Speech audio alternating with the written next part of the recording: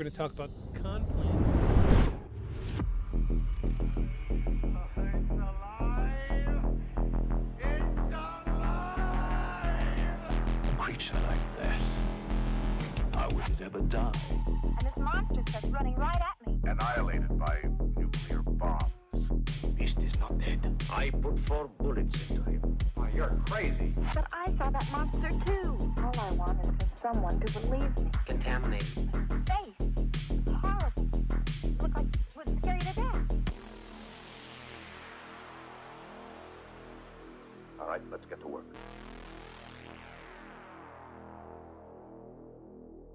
Feel the shadows. Ooh, that rendition is nice, isn't it?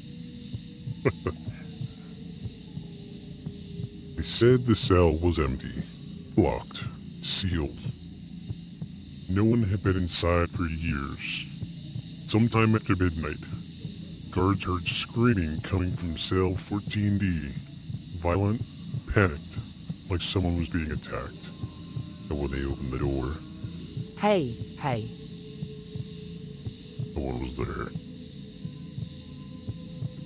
Tonight on Beyond the Shadows podcast, we're investigating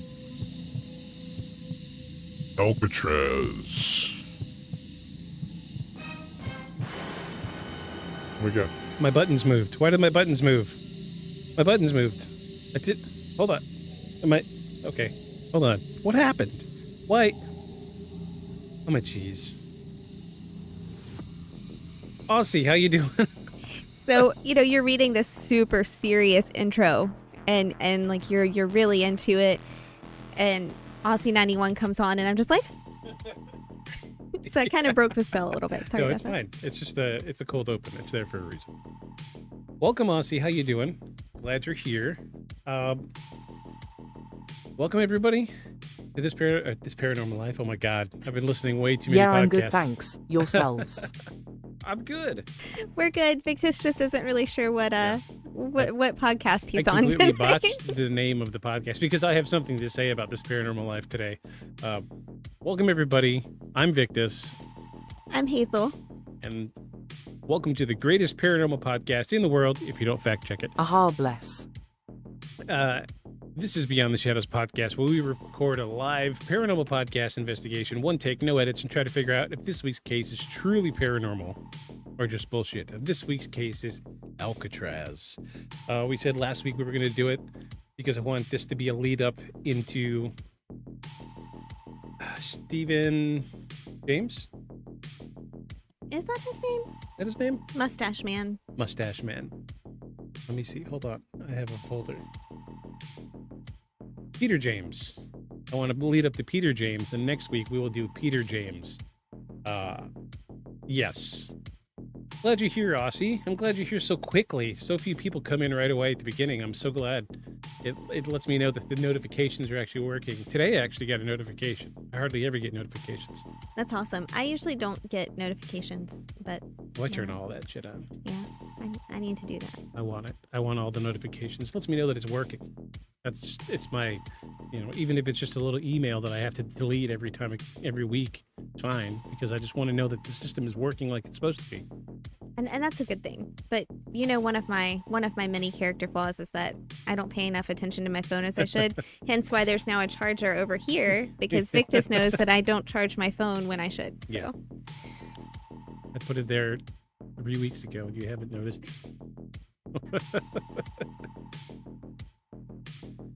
So I have one sidebar comment to make, and I haven't told you this yet because I wanted to have maximum effect here on the podcast. For those that know me, and going back, a couple seasons, to know that I talk about a very specific podcast, one that I've been listening to since day one, way before COVID hit. This Paranormal Life. Love this show. Great. It's my favorite podcast. I listen to it every week. It was listening to them that gave me the initial idea to do a paranormal podcast. Well, I wanted the podcast. I just didn't know what I wanted to do. But they got some money scrounged up, moved out of their little crappy studio and built a whole new studio. And do you remember when I was talking about redecorating the theme that I wanted to use? Remember we talked about maybe putting a filing cabinet in the corner for a specific reason? Oh, yeah. I remember. What was the theme? Do you remember the theme? X-Files. Okay. Yeah. Guess what their theme is? Well, yeah, that makes sense. To be fair, it's a pretty easy, like, They have the it's a same pretty poster. easy reach. Yeah, they have the you same know? poster. But no, shout out to these guys. I mean, they're doing great. They're doing good things. They're doing the Dark Lord's work, and doing the real. See, the way they do their investigations is how I wanted to do it. I wanted to do an actual, like, comedy paranormal podcast, but I am not funny enough. You might think I'm funny, but I think you're very funny. yeah, I am not funny. The problem is by myself, one funny person isn't that great, and I did it for almost 2 seasons. So now I'm stuck in my ways. But they got 2 very funny people that have known each other since childhood, so they feed off of each other really well. I'll link in the show notes to This Paranormal Life. Anybody that likes this podcast should really go and listen to This Paranormal Life. It's so good. A couple dudes from Scotland or Ireland. They're from Ireland, and one is from Ireland. He's got the accent, but he was born and raised in, I think, Louisiana or Mississippi Oh, wow. or Alabama, one of the southern states. Impressive that accent, survived No, living in that he area. has a of the very United plain accent like me. States. Yeah. But when he gets going with his co-host, his flamboyant Irish accent, Scottish accent, whatever it is, comes out. But no, I was so bummed because they were like, "We're gonna debut the new studio this week," and I was listening to This Week while I was working, and I saw it. And I was like, "Oh no, they took it. Now we definitely can't do it." Because I mean, half of the silly stuff I do is because of them. Well, we can't do it anyway because what people don't realize is that, like, this is a very, very small space that we're in right now, probably. Like, I don't know if any people realize that or not. It's I mean, small. Yeah, but it's we've very got, like- small. There's no room for a filing cabinet. We could get, like, one of those super teeny tiny ones, we could get one that's, like, a sample one Yeah. that, if they had on display at a store that's, like, this big, it shows you, like, what it could look like. I had considered a cardboard cutout of a filing cabinet because there is a popular streamer that had a cardboard cutout of a fridge in his background for years. And finally somebody was like, "Open the fridge. We want to know what's in the fridge." And he's like, "You want to know the truth about the fridge?" And he grabs it and it's a cardboard cutout. But no, so I guess the X-Files theme is off the table. We're going to stick with this as our, main motivator for now.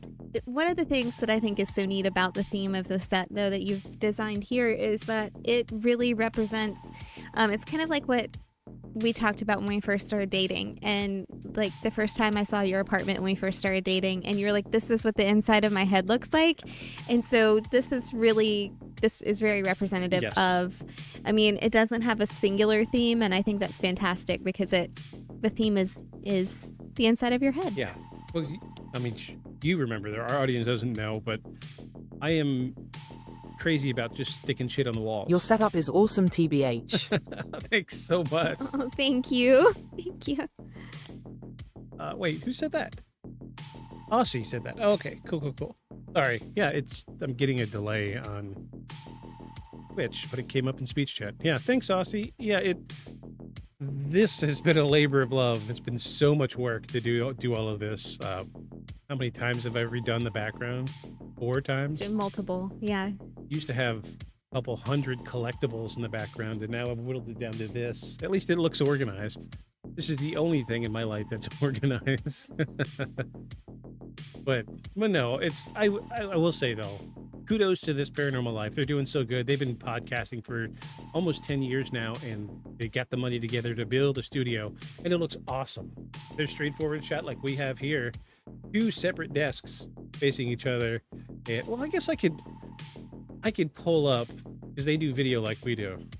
I can pull it up and I'll just pause it. I got no problem pausing it. I just want to show you so you can see what it looks like. Yeah, there we go.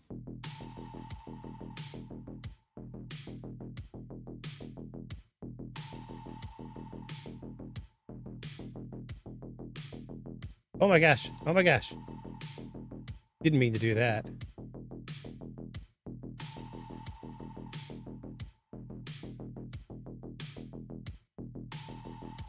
Okay, I'm going to switch over so everybody else at home can see. I love that they have a Bigfoot University diploma in the Oh, background. geez. That's fantastic. I still have the slideshow going Oh. last week. Oops. How? Sorry. But everybody here gets to see Casper again. So this is their setup. How great is it? How great. It looks so good. I'm very happy for these guys. They did so good. Because they were just like across each other from like a folding table. And like we were talking last week about using paper scripts. How cool that would be. Now they're using paper scripts. I was just like, geez, we can't catch a break. But they did like stellar job. Like they're doing the two angle things. So there's more stuff in the background behind one. And, you know, they bring up I mean, they got a great editor, or producer. Dude's really knocking it out of the park. There we go. There's the other Ugh. side. Imagine having to dress up in a suit and tie to do this, though. Well, that would be very they did it unfortunate. To match the Yeah, theme yeah, for I know. X-Files. Yeah, but still, that would be very unfortunate. Those of you that don't know This Paranormal Life, go check them out. They've been like a huge like foundation in my drive to be a podcaster. Find their videos, comment on them, and tell them about this show because I would love to hear. Like, give me a sentence, guys from Kit and Rory. Give me a sentence to say, "Hey, you guys are doing cool." That's all I need, and it's the drive I need to keep me going for the next 20 years. Because it'd be like, geez, it would be like Ira Glass saying we did a good job. Yeah, that's fair for you. Yeah. I'm a fan. I'm a fan. Yeah. Anywhoots. I'm sure you noticed the new transition. We get rid of the chattering skulls.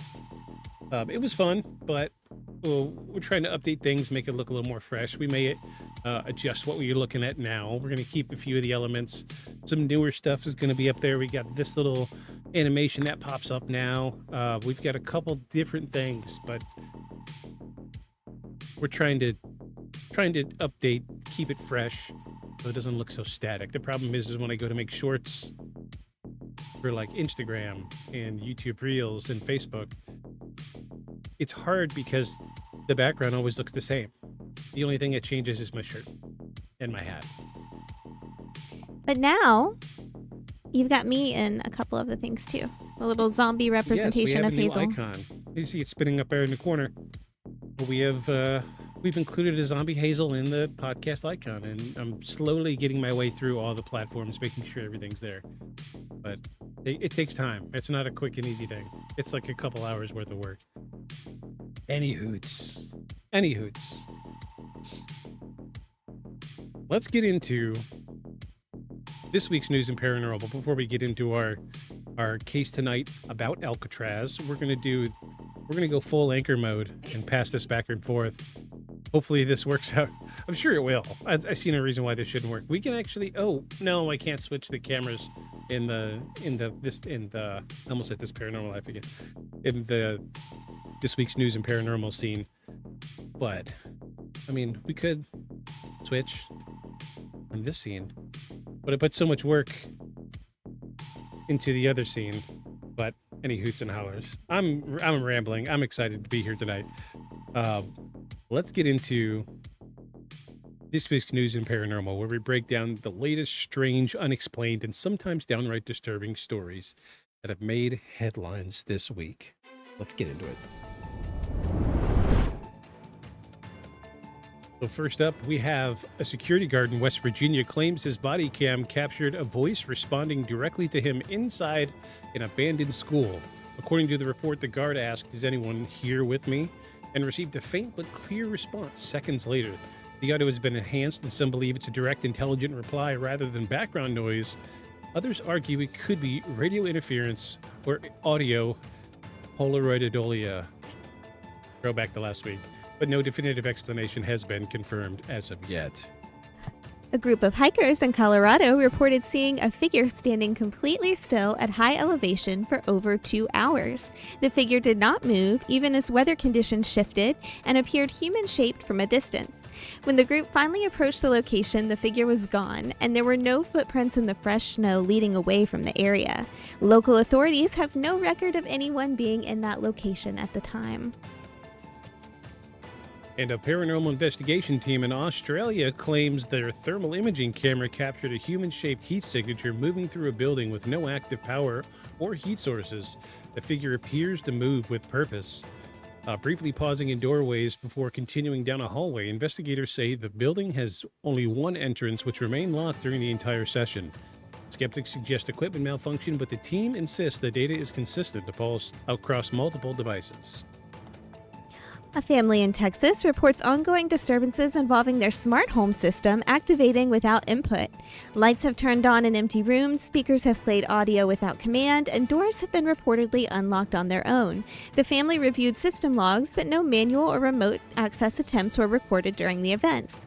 Experts suggest possible software glitches, but the timing and repetition have left the family unsettled. Which I think we could squash that one pretty quickly because that happens all the time for us. It does, but also I would just be like, yeah, that's not a ghost. I think this might just be your system like slowly taking over. But okay. Yeah, we have glitches all the time, or because we're practically a full Google smart home. I had to move my Nest Hub out of the office because I would say the word Google all the time, and it was always activating. But it just picks up like random audio from the TVs and thinks if we were telling it to look something up or turn off a light. It's happened. I don't think it's paranormal. It's just bad configuration. And finally, a former corrections officer has come forward describing repeated unexplained experiences while working overnight in an abandoned prison. He reports hearing footsteps in empty cell blocks, voices echoing down corridors, and shadows moving just outside his line of sight. According to him, these events were frequent enough that multiple staff members refused to patrol certain areas alone. While no official reports were filed at the time, his account closely mirrors other documented experiences in similar locations. Go ahead. You can close it out. Do it. Those are this week's stories. Some explainable, some maybe not. You decide. And now I get to ask you, who'd you call? Who you gonna call? But actually, it's who did you call? Yes, I didn't plan too much on this. So I got a hold of Peter James this week. No, I can't use that because we're doing that next week. Oh, you gotta wait to call him till next week. Yeah, I'll call him next week. So I called one of the last living correctional officers from Alcatraz this week. All right. And I told him, hey, I'm doing this podcast and I want to do this investigation this week about Alcatraz, like the ghostly happenings. And he's like, look here, you need to know one thing before you get started. This is not for the faint of heart. You're dealing with something very serious here. You need to be careful. Like, why do I need to be careful? And he says, I'm going to tell you why, but first I need to know. And this is serious. Really need to know. What shirt are you wearing today?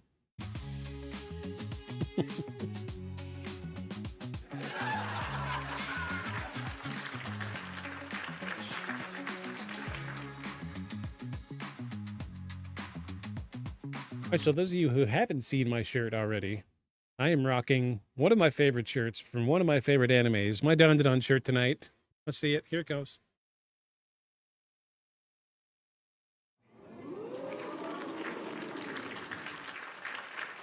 Love my Don Don. I love my Don Don. I am eagerly waiting for the next season. Finally got Hazel to watch an anime with me, and it was Don Don, and she loves it. I think you do anyway. It's great. Do you have the new Funko Pops you got of them up here or no?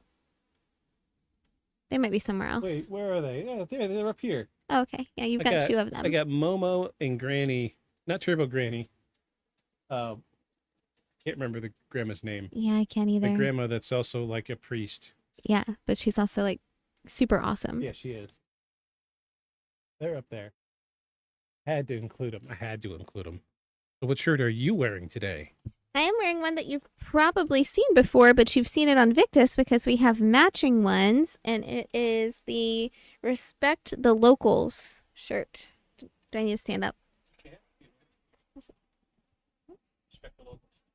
Yeah, that's we chose pink because pink is my favorite color. I think didn't I actually buy that for myself and it was too small. You did well, so you ordered one and you ordered the correct size, but they sent you a small. And so when that happens, I get it. Yeah. So we both have matching respect the locals t-shirts. Hold on, I'm switch back here. There we go. Yeah, it says respect the locals, and then it has UFO, a ghost, Loch Ness monster on there, Bigfoot. And then on the bottom it says you don't see them, but they see you. That's right. It's very true. It's a wonderful shirt. If you don't like these types of shirts, check out Redbubble, because I think we got both of these off the Redbubble, didn't we? I don't remember where I got yours. I can't remember. It could have been the big A. The big A, yeah. Zamazing. Yeah. Anywho, so before we get into it, what do you know about Alcatraz?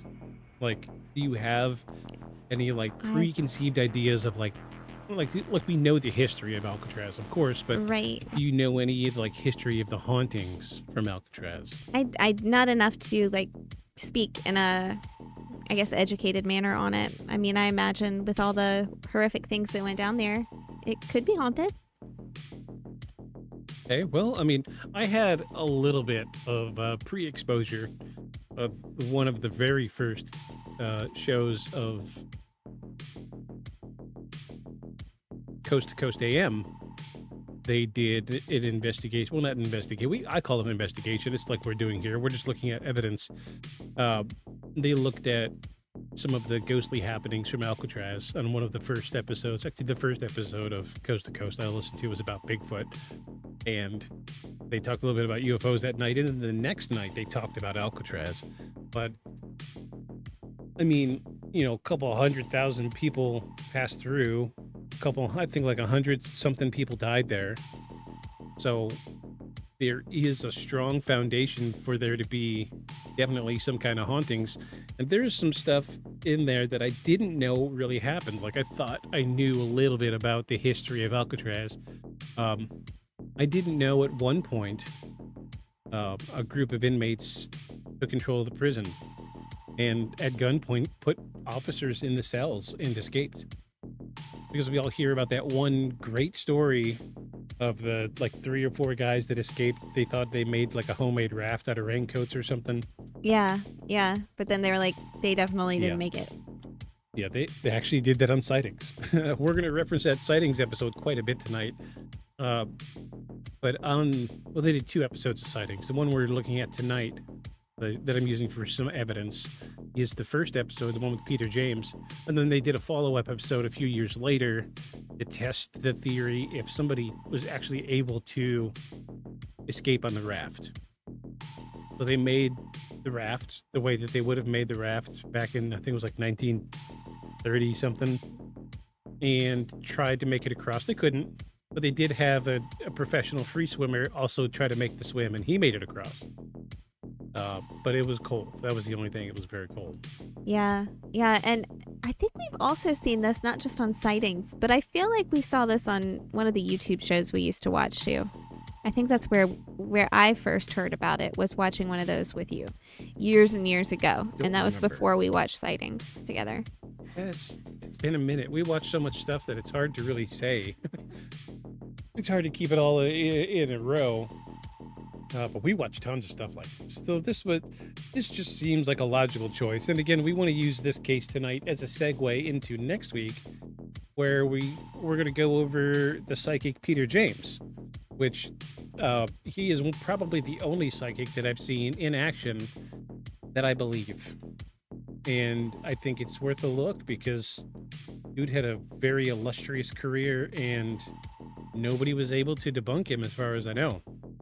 I've already started doing some research for next week's episode, and because that was one of the questions I wanted to ask was he ever debunked? And apparently not. And he's wrote dozens of books about his paranormal happenings, and he did one of many episodes of Sightings about Alcatraz. So we're going to look at some video evidence of him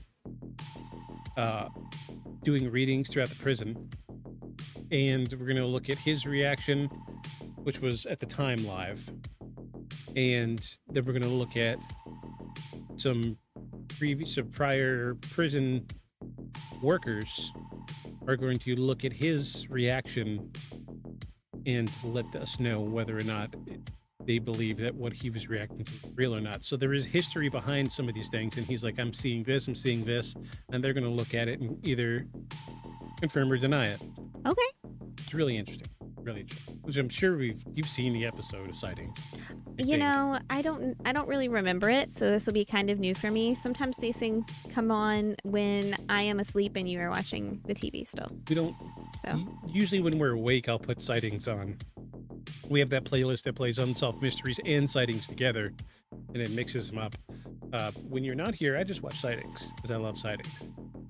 A lot of the inspiration I get for the show, for a subject, comes from Sightings, because they were on the air for a good number of years, and they did great investigations, and it makes me sad that it still isn't on the air, but the X-Files took over and took the glory, so. yeah. Anywho, it's... Hey, maybe we could do a sighting set instead. Jeez, there's like 200-something episodes of Sightings. How would we highlight that? Just a 30-second clip from every episode, and that's all we do is watch clips. There's a whole bunch of little white squares here. We could just put a picture from each one, and then... Good. But I don't want to buy all that ink. No. Anywho. Thanks, everybody, for being here tonight. We're going to get diving off into this. Those of you listening at home, I'm curious what you guys previously know about Alcatraz. If you know anything paranormal about it. I'm always super interested to know if other people outside of this podcast have some previous exposure to the paranormal happenings of the investigation we're about to get into. So tonight we're getting into the Alcatraz, specifically cell 14D. We're gonna focus on that. Well, we're gonna focus on cell block D. I'm curious if anybody listening knows much about the paranormal happenings. Like, have you ever seen photos of ghosts? Have you ever seen videos of ghosts? Have you ever been there? I've always wanted to go. I remember when I was a kid. Remember I told you I used to collect Spawn figures? Yeah, because every time we see one in Walmart, you're like, I have to have that. Yeah, I think I have one somewhere. Okay, or maybe it's under the desk. Could also be downstairs. It's in this room somewhere. I know it is because I can look at it all the time. Anywho, it's there is, in that era of my life, I was into collecting Todd McFarlane figurines. So Todd McFarlane was the original animator for the Spawn comic book. He went on to animate the Spawn movies, and now he does the illustration, layout, and design for the Spawn action figures. So he has his own like figurine manufacturing company, and he usually does mostly Spawn, but he does a few other things. And in the mid 90s, he did like special stuff, and like one of the special things that he did was he did a run of characters from the Alien movies, and I had one of the Todd McFarlane Queen Alien figures, and I could never remember the name Xenomorph, so I named it. I named it like a pet. It was a plastic figurine. I named it like a pet. I named it Alcatraz because I was obsessed with Alcatraz as a kid. I just thought it was the coolest thing. I mean, dark, but it's so cute. Yeah. I remember going to like my friend's house and bringing it with me, and it had like 3-toed feet, and you can lock them open, and then you could like hold out like your finger and then press your feet against it, and it would lock around your finger or whatever you press it up against. And I would go to my friend's house and be like, look, and lock their feet open. I'd snap into my finger. I'm like, haha, that's my buddy Alcatraz. I wonder if did that particular friend know that that it was not named Alcatraz in the show at that time? I want to say they did. I want to say they knew. Because if not, can you imagine like 10 years later talking to someone about this and they're this like is that Alcatraz movie. and they're like, what? Yeah, it's. I hope they did. I mean, I can't even remember. I kind of hope they didn't. Yeah. Because that would make it even better. My buddy James in Michigan. If he watches this, James C. That's all I'm gonna say. You should remember. I carried that over to your house all the time. I think I took it over to Hef's house a couple times. Yeah, we used to hang out all the time. Hef and I go way back. Anywho, yeah, love Todd McFarlane figurines. I really do. There was some really cool Metal Gear Solid figurines that he did. Oh, I wish I would have kept those because they were worth some money today. Oh, hindsight's 2020, right? Yeah, absolutely. So, the actual Alcatraz. Mm-hmm. The actual Alcatraz, not the plastic figurine from my childhood.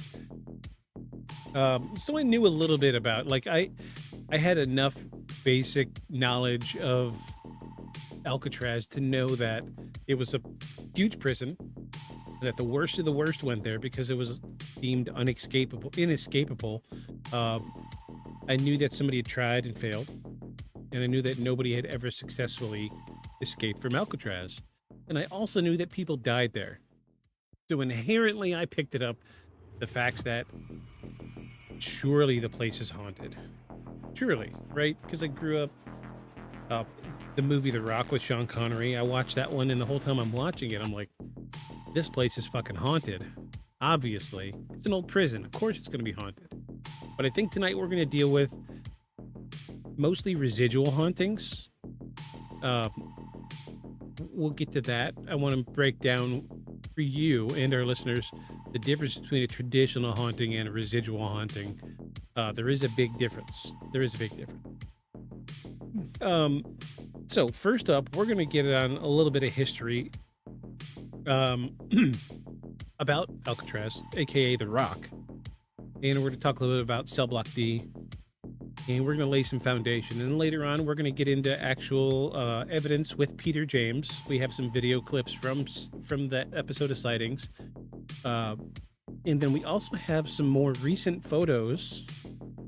I was able to find like the interviews with the people. They're too new, so I can't show the videos, but I can show the photos. And then I can explain some of the history behind, or not the history, the story behind the photos, or as much as I was able to ascertain last night when I was trying to stay up late. So that being said, let's get into it. Are you excited? I am excited. And I just want to clarify, you stayed up late, but now we're getting to the point where staying up late is 10 o'clock. 10 o'clock, yeah. I made it like 10:20. I came to bed, and I very barely recall hitting the pillow, and then I was out. So usually I'll lay in bed and doom scroll for 15-20 minutes. I think I opened an app, it was either Instagram or Facebook, whatever it was. I scrolled like twice, and I was like, you know what? I'm tired. I nodded off mid-scroll at one point. Like I scrolled, and then I nodded off, and I was Okay, like, huh. I know that we probably really need to get to this, but I just have to say, I'm always really worried when I'm scrolling, when I'm like doom scrolling because I've woken up in the middle of the night or I'm trying to go to sleep and I'm doom scrolling. And I'm worried that I'm going to either, first of all, some of the apps I'm on have purchases. So I'm worried that I'm going to accidentally like hit the purchase button and buy something when I fall asleep while I'm scrolling, or that I'm just going to send something really ridiculous to somebody at like 2 a.m. and they're going to think that I'm out having like a wild time. And the reality is I'm just like sleep scrolling instead of. I'm always worried about that.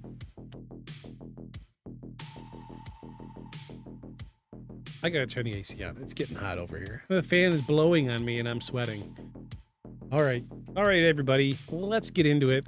This is season 3, episode 13 of Beyond the Shadows podcast, and tonight we are investigating Alcatraz. Our subtitle is Something Was Left Behind in Cell 14D. Yeah, super spooky. All right, everybody, let's go. Thanks for dealing with our ridiculous banter. I know we can get a little long-winded sometimes. Like we don't live together and talk all the time. I mean, the other part of this is too that selfishly, I consider this our date night each week. Like this is our date. And so I get really excited to just sit here and banter with you. So, No, it's good because we don't really talk about this outside of the podcast, which is fine. Saves the thunder for the show. Well, all right, kids, let's get into it. Act 1 of Season 3, Episode 13, Beyond the Shadows podcast. Said it twice now. Let's get into it. This is Act 1, The Rock.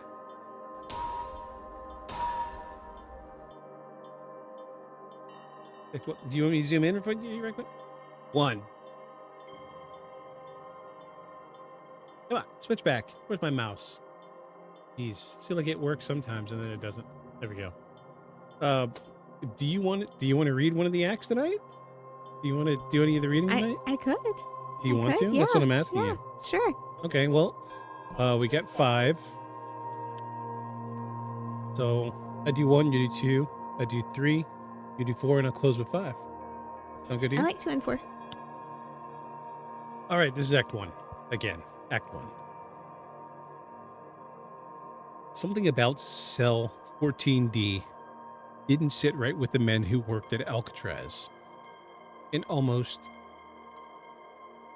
Oh, hold on. And excuse me, I thought I was cutting off word. And most of them didn't believe in anything paranormal.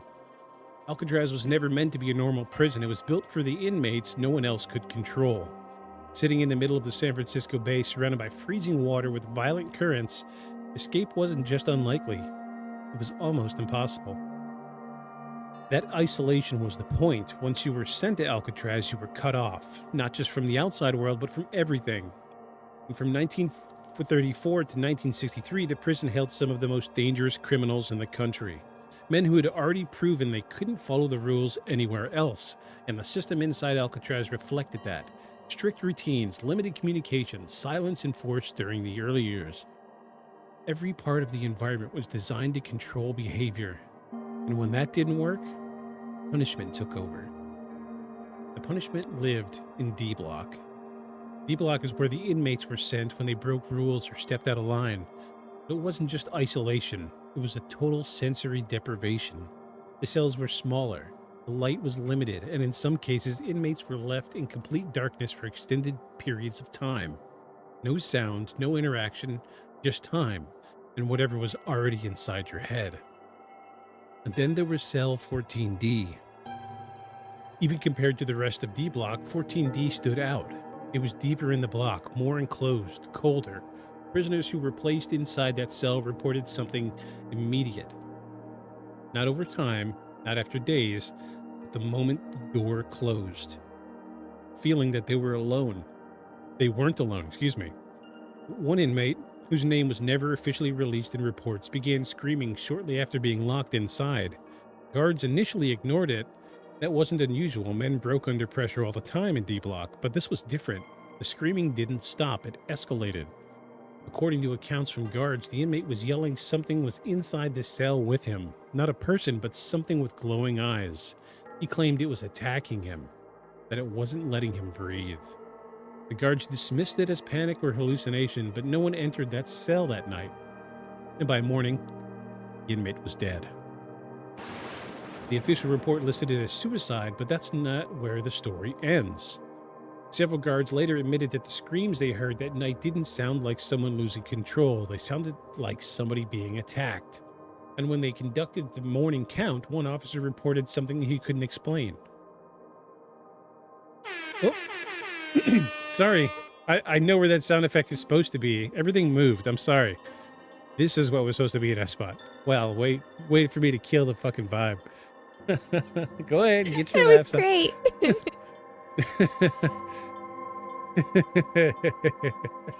One officer reported something he couldn't explain. Who are you on a cootie queen, you lit liquor? Yeah, sorry. Let me try that again. Several guards later admitted that the screams they heard that night didn't sound like someone losing control. It sounded like someone being attacked. And when they conducted the morning count, one officer reported something couldn't explain. For a brief moment, he counted one more inmate than should have been there. He checked again. The number was normal. No missing prisoners, no extra bodies. Nothing out of place, except for what he thought he saw. And that's where things start to get uncomfortable.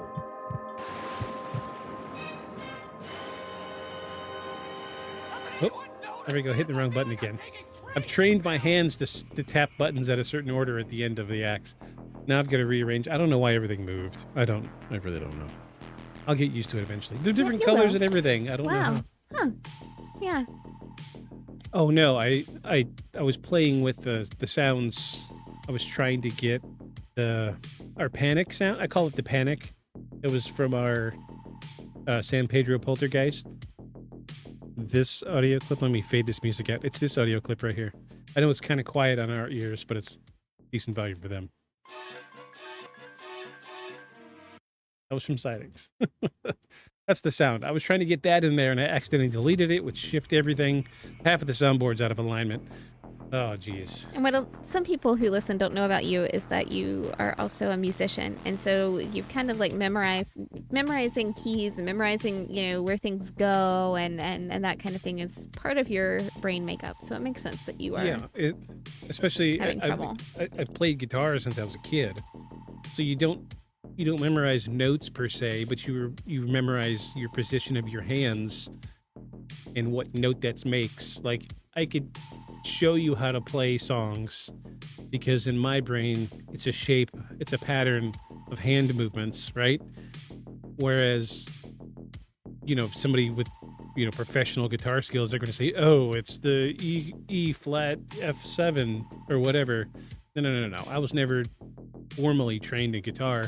I recognize the pattern. So, like, I know patterns of movement. Like, I do a lot of pop punk songs that I learned to play. A lot of Good Charlotte, a lot of Newfound Glory. They have the same pattern, and that's why I was able to pick it up. But I had a pattern for end of the act, tap, tap, tap. Now my pattern's messed up. Okay. It keeps us young to learn new things. Keeps us young, yeah. So we didn't cover a whole lot. What do you think about Act 1?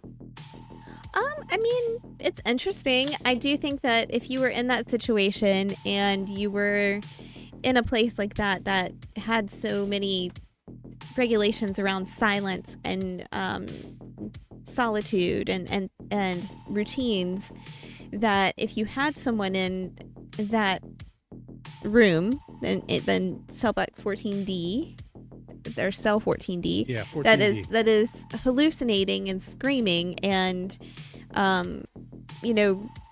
even if you as a prison guard are supposed to remain calm in that situation, it's got to be a little bit eerie. And so I don't really know that I fully trust his suspicion that there was another person inside of there. It could have been, a shadow or something like that he was seeing. And in the moment where everything was just so crazy, he could have been Polaroid Adolia. I'm trying to find a couple decent pictures of. It's the one thing I don't have is pictures of Cell Block D. Oh yeah, that's good. Jeez, yeah. Oh, that's 12. We want 14. I actually saw one. It said 14. Oh, that's a video. We can't pull that up. That's 12. 12.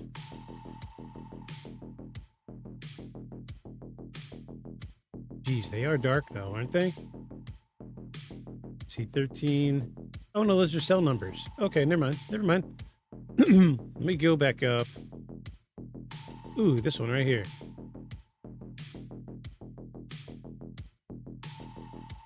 Oop, did that wrong.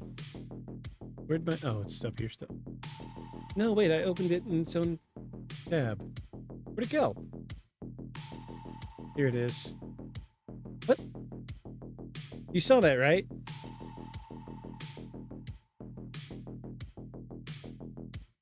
All right, check this out. This is cell block 14. G's. Or cell block D. This is these are dark. Like a lot darker than I was anticipating. Not the best photos. Jeez, us. No light, no cells.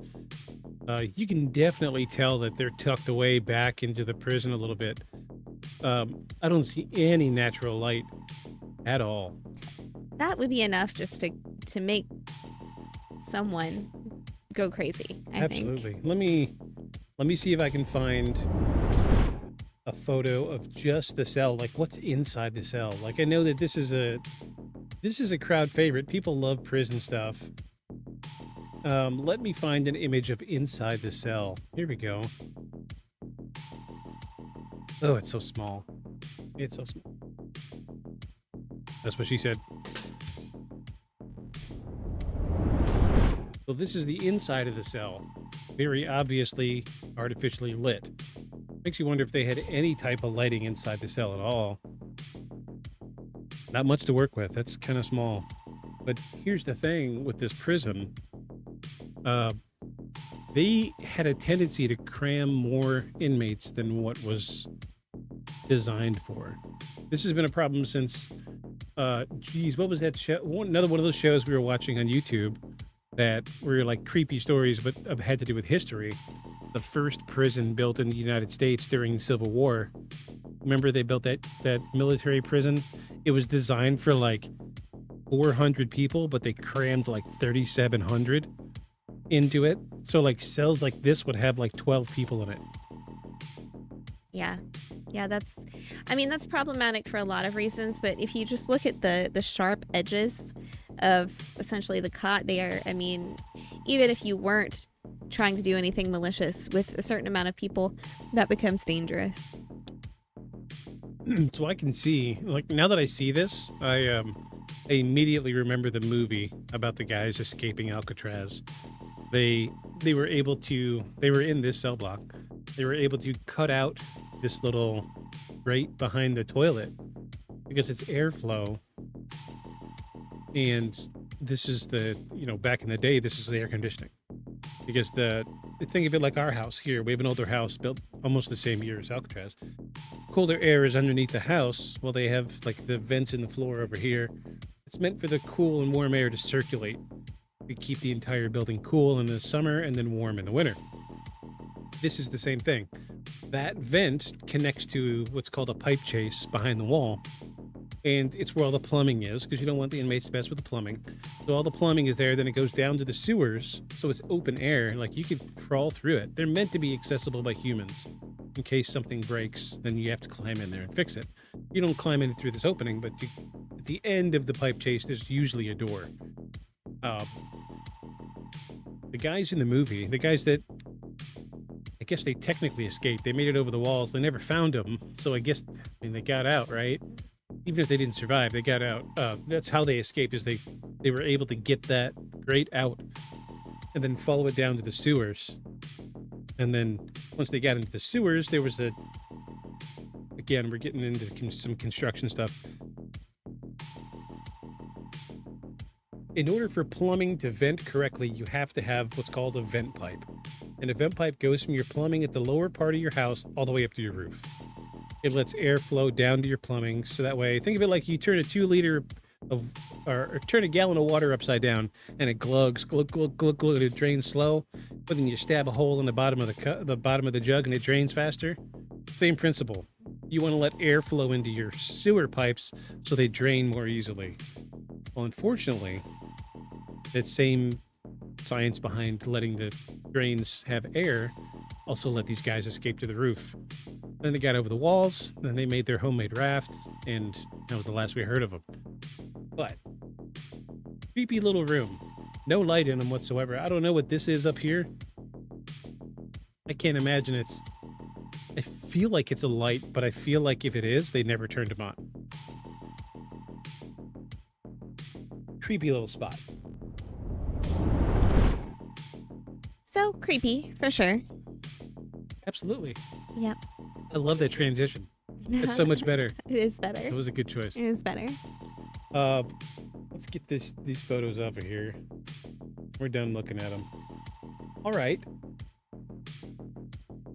Are y'all ready to get into Act 2? We don't have a subtitle here, but we're gonna test Hazel's ability to read theatrics. You ready?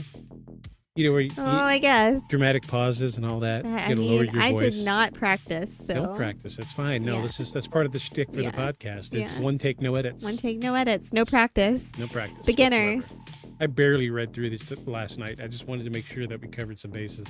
And I've never seen this, so this is my Yeah, first fine. time. As I read the words, it will be my first time reading them. And this works out because now I can. Geez, I deleted the footstep sounds. And there's like a footsteps thing coming up. Now I can play a little bit more with the live audio. Yeah. Anywhoots. You ready? You want to I'm ready. take it into Act 2? You got to I'm say ready. the words and all that stuff. Okay. Act 2. 2. Usually we have a subtitle, but for some reason I don't have it for this one. Act 2, the ghost subtitle. No, I'm kidding. Ghost subtitle. Okay, let's see. All right. What makes the stories coming out of Alcatraz harder to dismiss isn't the inmates, it's the men who worked there. Guards at Alcatraz weren't easily shaken. These men were trained to deal with violent offenders, manipulation, and constant tension. Most of them didn't believe in ghosts, and they didn't have the luxury of letting fear affect their job. But over time, enough of them started reporting the same kinds of experiences that it became difficult to ignore. It usually started the same way. Footsteps. Not distant, not vague. Clear, deliberate footsteps echoing through the corridors that had already been cleared. Guards would stop, listen, and wait for movement to follow. Sometimes it did. Sometimes it just stopped I'm completely. only here for a tiny like bit. whatever was Sorry, I've making been the missing sound past knew ones. it was being watched. Then there were the doors. Cell doors in Alcatraz were heavy, solid steel, controlled manually or from centralized systems. They didn't move on their own, and yet multiple guards reported hearing them rattle at night, as if someone was trying to force them open from the inside.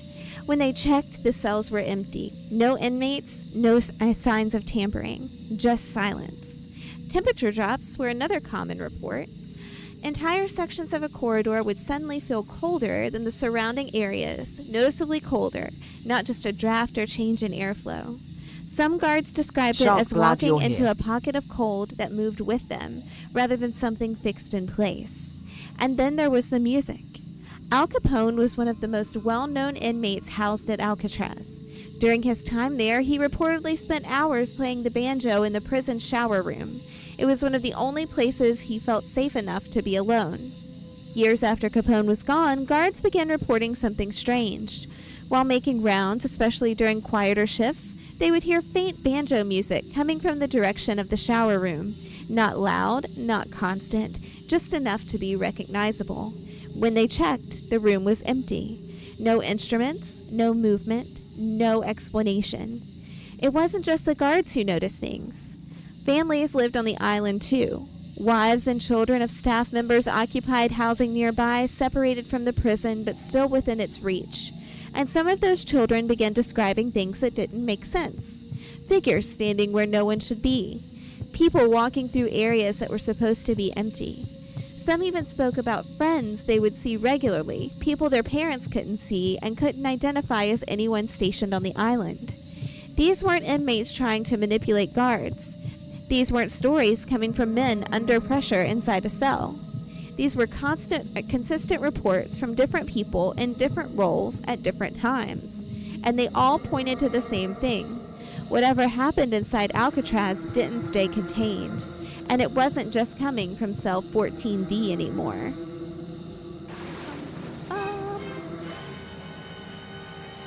Round of applause, everybody, for Hazel's first act. You got act. Wait. This is Act 4. I know, I got Act 2, but I think Act 3 went missing. Did Act 3 go missing? Hold on, let's see. I might type that. Hold on, some background music going. I need to check. Spookiness. Hold on. You want to banter with them for just a second while I double check the script? Sure. Let's see. We usually at the end of the acts we Hi, Shark. recap a little bit. Hello. I should have said hi to you. Hello, when Shark. you came in. I So got glad. really into reading.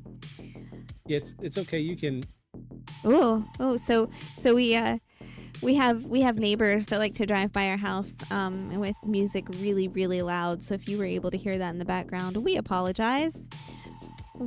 Wow. They are like really, really It loud. might be a motorcycle guy because the motorcycle Oh, yeah. speakers are exterior. Yeah. He likes to wow. share his experiences with us. Yeah, that sounds like motorcycle guy. Yeah. Yeah, we lost Act He's 3. been- It's fine. he's I been- get it. He's been out and about today, so. The weather is wonderful. Oh, we get Act 4 twice. That's why. Oh, yeah. You must have typed it. You must have, last night when you were working on it, you must have accidentally typed 4. All right, it's fine because I knew. Didn't hear it. I wasn't trying to interrupt Yal's reading either, but I wanted to say, No. I need someone to Al Capone in me. No, I'm glad you did. I couldn't. I usually can't focus on more than one thing at once. I mean, it's really hard for me. I'll get, She's new to the streaming thing, so Okay. that's part of the Yeah. learning curve here. Yeah. Is you can't just if you gotta pay attention to what else is going on. I'm not complaining. Yeah. I'm just saying Yeah. But I made it through. NW. you did a great job. I think you did great. I survived. A round of applause for Hazel and her wonderful job of doing Act 2. Thank Her you. very first. You did you. great. You did Thank great. you. You'll get there. V great. Thank you. Thank you. Clap.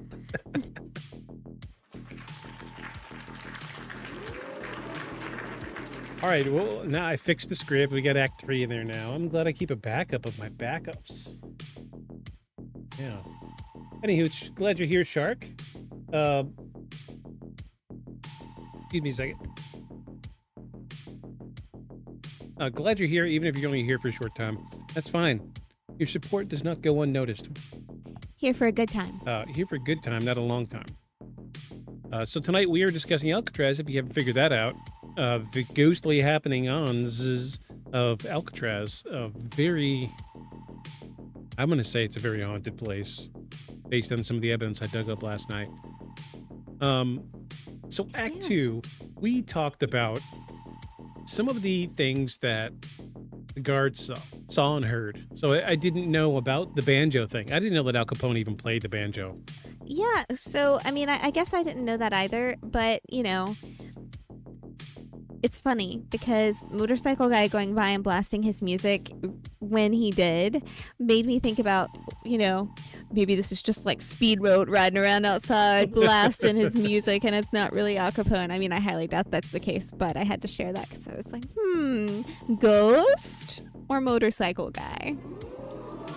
Yeah, because it was just faint enough. So with the headphones on, we could hear the music, but it was just faint enough. I was like, did I like edit this music and I didn't know? And I'm looking at the soundboard trying to figure out what the heck was playing. Is Spotify playing? Yeah, like, did I add motorcycle sounds? But no, it's interesting. So another thing that a lot of people, I think, didn't know was the family members of the people that worked at the prison lived on the island at Alcatraz. I had no idea that was the case, and honestly, that seems a little bit reckless to me, but, who am I to... So I'd like to do what I like doing, and we're going to pull this thing up on Google Maps, but first I want to take a bathroom break. We're gonna do a quick bathroom break, then we're gonna pull up Alcatraz on Google Maps. We're gonna look at some things, we're gonna look at the layout. And then we're going to prepare ourselves for Act 3, because Act 3 is the part of the script where we bring in Peter James, which is my favorite psychic, and we have, I think, 5 video clips of Peter James reacting at the time live to the prison, and I think it's important to set some groundwork because we are using Peter James as our subject for next week. We're going to look at that. We're going to look at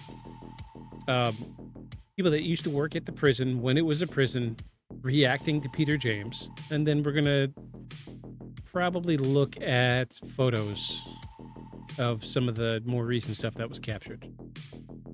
But first, bathroom break. So don't go anywhere, anybody. We'll be right back. Check out our new background on the background. Be right back screen. Here we go.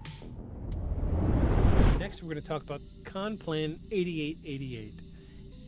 We're getting close to the end, but I want to talk about this, and this is very important. We talked about it earlier, mentioned it, but I wanted it to be kind of a precursor of what we're going to talk about tonight.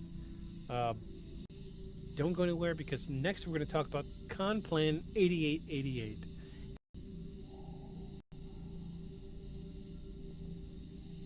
I love this camera so much.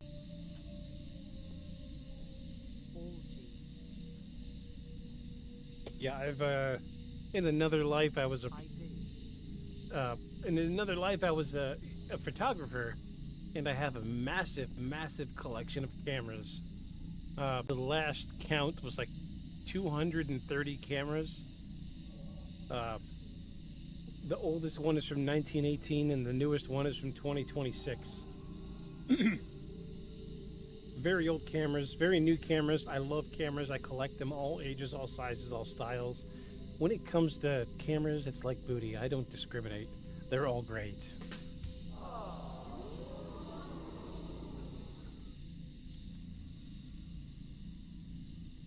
But anywho, it's I'm in the middle of a project. So since you like photography, I will tell you I'm in the middle of a project that I have a bunch of old cameras from like the 60s and 70s that I really like the way the image comes across through those cameras. I have a couple old digital cameras. I'm going to tear them down and see if I can't find a way to put like a digitizer from a digital camera in one of my older cameras, so I can use them like a digital camera, but it's through the old camera. You see what I'm saying? It will probably take me a year or two to figure it out, but I'll get it. I get it. Since we're talking about it, I'm going to show you what my favorite camera is.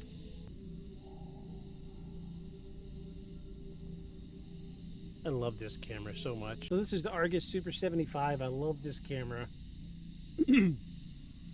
This camera was issued to standard infantry during World War II, and when I found my Super 75, it was rusted shut, and when I finally got it open, it had an original roll of film in it from the 1940s. So I sealed it, sent it off to a company, and they developed the images, and they said, well, there was only 2 or 3 on there, but they were from World War II. It was from somebody that was active military, and they took some battlefield shots. They just sent me the email. I looked at them. I was like, hey, that's really cool. That was about it. They sent me a free roll of film for it. But no, it's a really great camera. When I use the bathroom, I'll grab it. I would love to show it off. I love showing off this camera. It is one of my favorites. It is my favorite. But I'm glad somebody around here appreciates photography like I do. Third, the surrounding phenomena seen at Point Pleasant, phone disruptions, Men in Black, clusters of UFO sightings were not nearly as prominent. However, they were there. All right, welcome back, friends. We've returned. Our bladders are empty. We are slowly aging adults, and we do have to take bathroom breaks. Thanks for sticking it out. Thank you for we got a couple people on YouTube that are hanging around. Thanks y'all for being here. We never hear anything from y'all on YouTube. You're welcome to type into chat. Speech chat does work with YouTube. You are welcome. Absolutely welcome to chat. Totally fine. Yeah. It's live chat. We are actually alive. We're humans, and we will talk back. And Victus will respond to you immediately. Sometimes it takes me a minute to figure it out. It's so yeah, we're here. If you don't have to, I don't want to put pressure on you or nothing, but if you want to reach out in the chat, it's totally fine. That's why I use speech chat, because I would rather sit here and talk about it instead of read about it, you know. So let's pull up Google Maps. I want to see Alcatraz.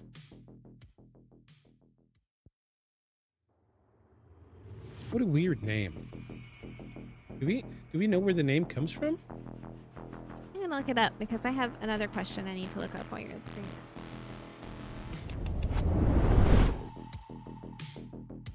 it. So here's Alcatraz. Let's zoom out and get a good look. Yeah, this thing is off the shore. It is way out there. I didn't realize it was in the bay. I thought it was off here, like off the coast. Like, it doesn't seem that far. I almost feel like you could swim that. Okay, so I'm going to absolutely butcher the Spanish pronunciation of this. And so when you hear it, please know that I did my best. Alcatraz takes its name from the Spanish word Alcatrazes. And I know that's not right. That's just meaning pelican or strange bird, which was used to describe the large number of seabirds inhabiting the island. We're gonna find out how it's actually pronounced. Yeah, we're gonna put it in here. Spanish. You said pelican? Mm-hmm.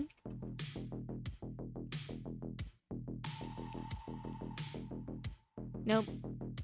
You need to put in English. Alcatraces? Yeah, it needs to be English to Spanish. Sorry, that's my fault.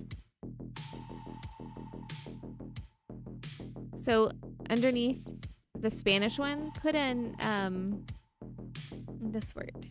It won't. I don't think it'll let me type on the Spanish Switch side. it then. Put a Spanish on the left side.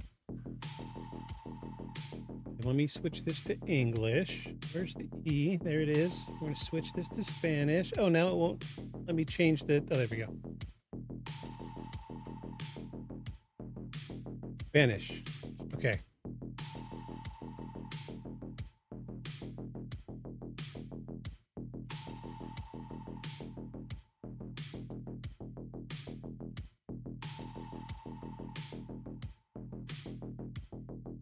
There you go.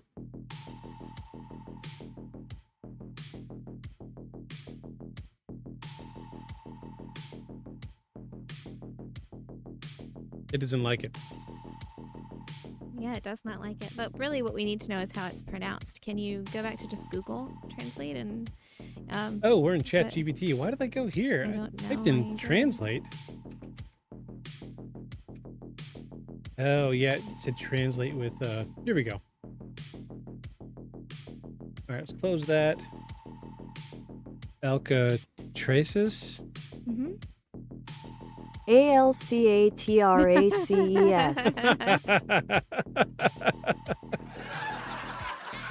Oh, no, we have it set to English. Okay, hold on. Let's set it to Spanish.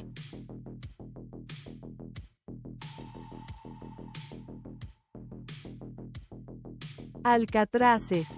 There you go. See, I knew I was absolutely wrong, but that's funny that that's what it comes up as. So but that's not what it... It directly translates as calla lilies. What are calla? Oh, okay. Weird. Okay. So what's the... So interestingly enough, Alcatraz was a military prison from 1857 to 1933. And then it became a federal penitentiary in 1933.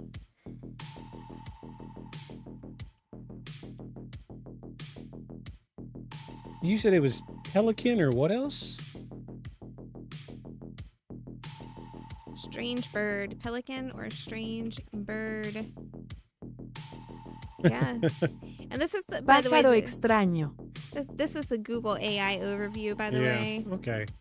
But yeah, you guys can see, like, that's not giving us. Yeah, this, it definitely didn't. It must be like a colloquialism or something.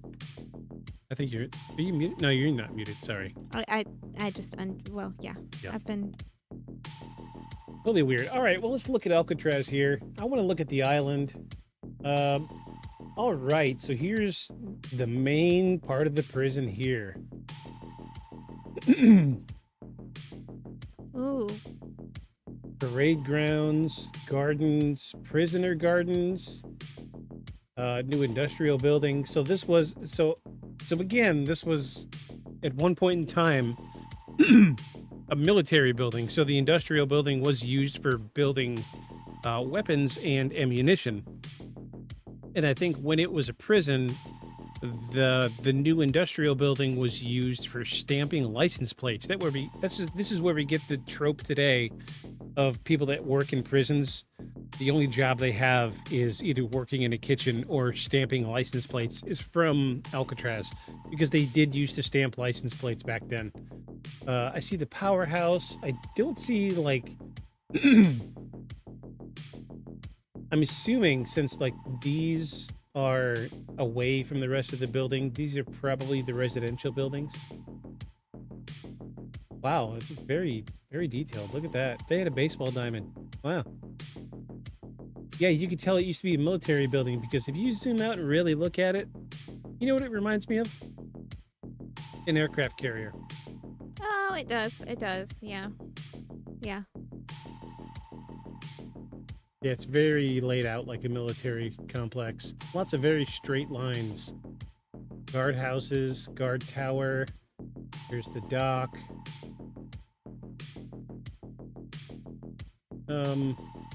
Yeah, I don't see like anything that's very plainly labeled family residence. Oh, look at that. There used to be a building here. It looks like it burned down. Or collapsed, something or other. But clearly, how cool is that? They have Alcatraz on the roof of a building.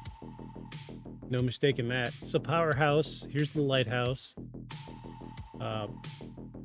Yeah, if I had to guess, I'd say this was probably family quarters over here at one point in time. So interestingly enough, Public because bathroom, right there.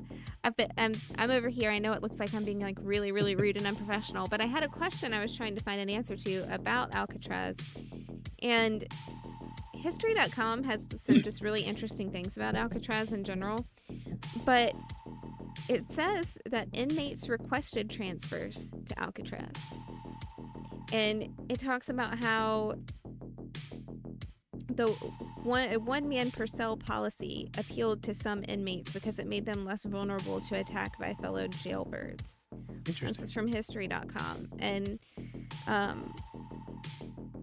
yeah, this is really interesting. And it talks about how if the inmates behaved, they might have had different privileges to different things. So, you know, you can go on there and read it. I won't read it all directly from there, but I just found that was not the answer that I was looking for, Right. the question that I was trying to answer. What was the question? Well, I was just, I'm very interested. I wanted to know how it started. And I mean, I guess I kind of have my answer, and that it started as a military prison and then became the federal penitentiary. Right. But I guess I'm curious as to why the switch.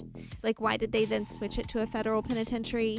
And just because I have a lot of opinions about the prison system anyway, so I was just very interested to see, like, what was the original reason. The reason for turning it into a prison? Turning it into a federal penitentiary from a military prison. Like, what was the driving factor at that time? I'm sure it was monetary related. Because they had assets. They had a facility that was isolated. And at the time, like, we know that, you know, California, especially Los Angeles area, crime is rampant. It's always been this way. Prison overcrowding was an issue, as it is today, back then. And they had problems with, like, they couldn't, like, say, take Al Capone and just put him in a regular prison with everybody else because he's practically a celebrity. So they need to be able to isolate people like that. Well, powerful people like Al Capone don't need to be in a place where they can have their resources readily accessible to them. Well, they stick him in places. I believe what it was, they knew that it was a military prison and that it already had some foundation set for a prison, but they needed to be able to seclude special inmates from general population. And they saw, well, hey, this is already kind of set up as a prison. Let's throw a little bit of money at it, turn it into a prison for, you know, the high, the popular inmates, I guess. The people who would have power of some sort. Yeah. Right. And I know that originally it was, before it was a military prison, it was a military installation. Because if you look at it here, this bay is very, very important to California. Very important. It's huge. And if somebody were to invade, if they could get in here, they could get into all sorts of trouble. So this island was strategic. It protected this opening here in the water. So it was originally a military installation, then it turned into a military prison with active military personnel still serving, the guard towers were actually gun turrets, and they were decommissioned and turned into guard towers. But no, I feel like I remember reading something at one point in time or another that said that it was artificially extended. Like it was like they brought fill from other places and made it bigger than it is today, or made it bigger as it is today. Excuse me. So yeah, it's really interesting. Yeah, it kind of what you expect for a prison. I wonder. Oh no, cell block D is underground, so I was going to say I wonder which part is cell block D. I did see some pictures earlier. Well, it's not as big as I was thinking, because look, here's a regular pickup truck right here. So it's really not that big. So I would be willing to wager this is smaller than like Walmart. There's another bathroom. Or at the very least, the same size. Yeah. Square footage wise, yeah. Oh, look, another bathroom. They have 3 bathrooms here. Way to go. You guys are awesome. I love that they clearly mark the exits on all of the buildings so you know how to get out. Well, so that kind of answers some of my questions about the layout. It's a weird layout, but you can imagine some people did request transfers because they considered this the unescapable prison. So they probably had a little more freedom here, right?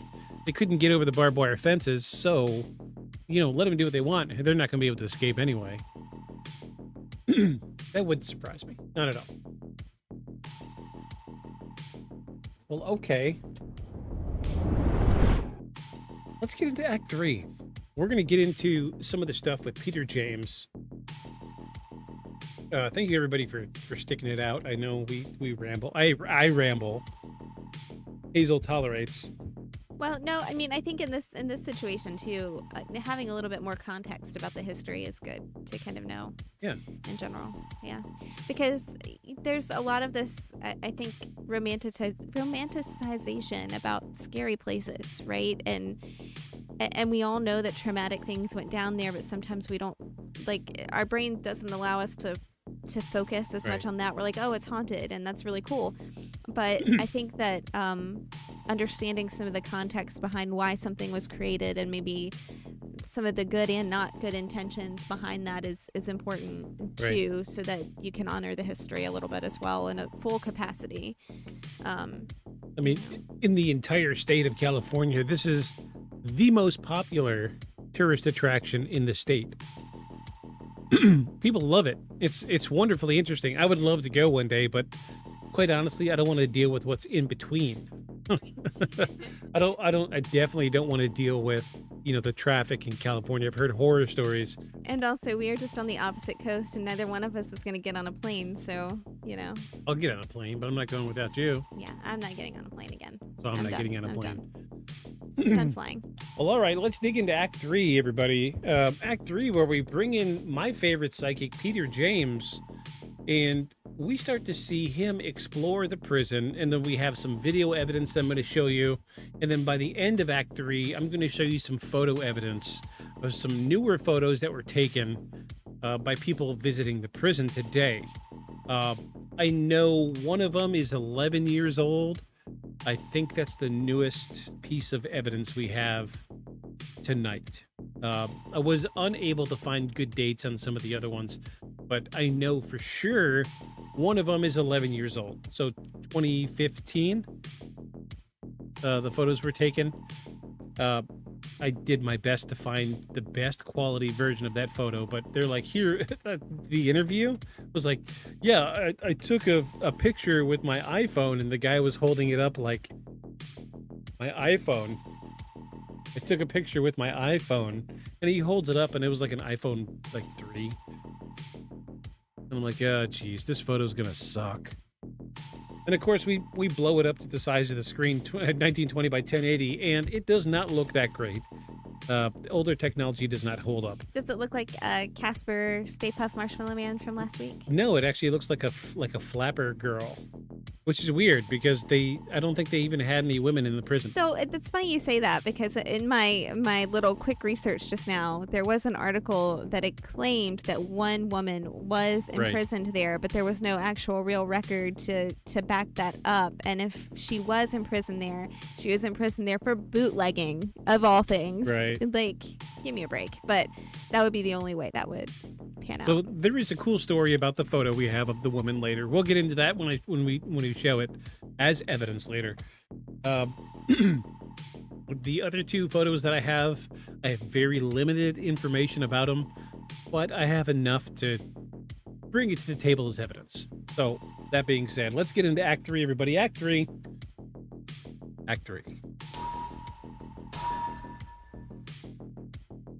You want your zoom? You want your zoom? You want your zoom? 3.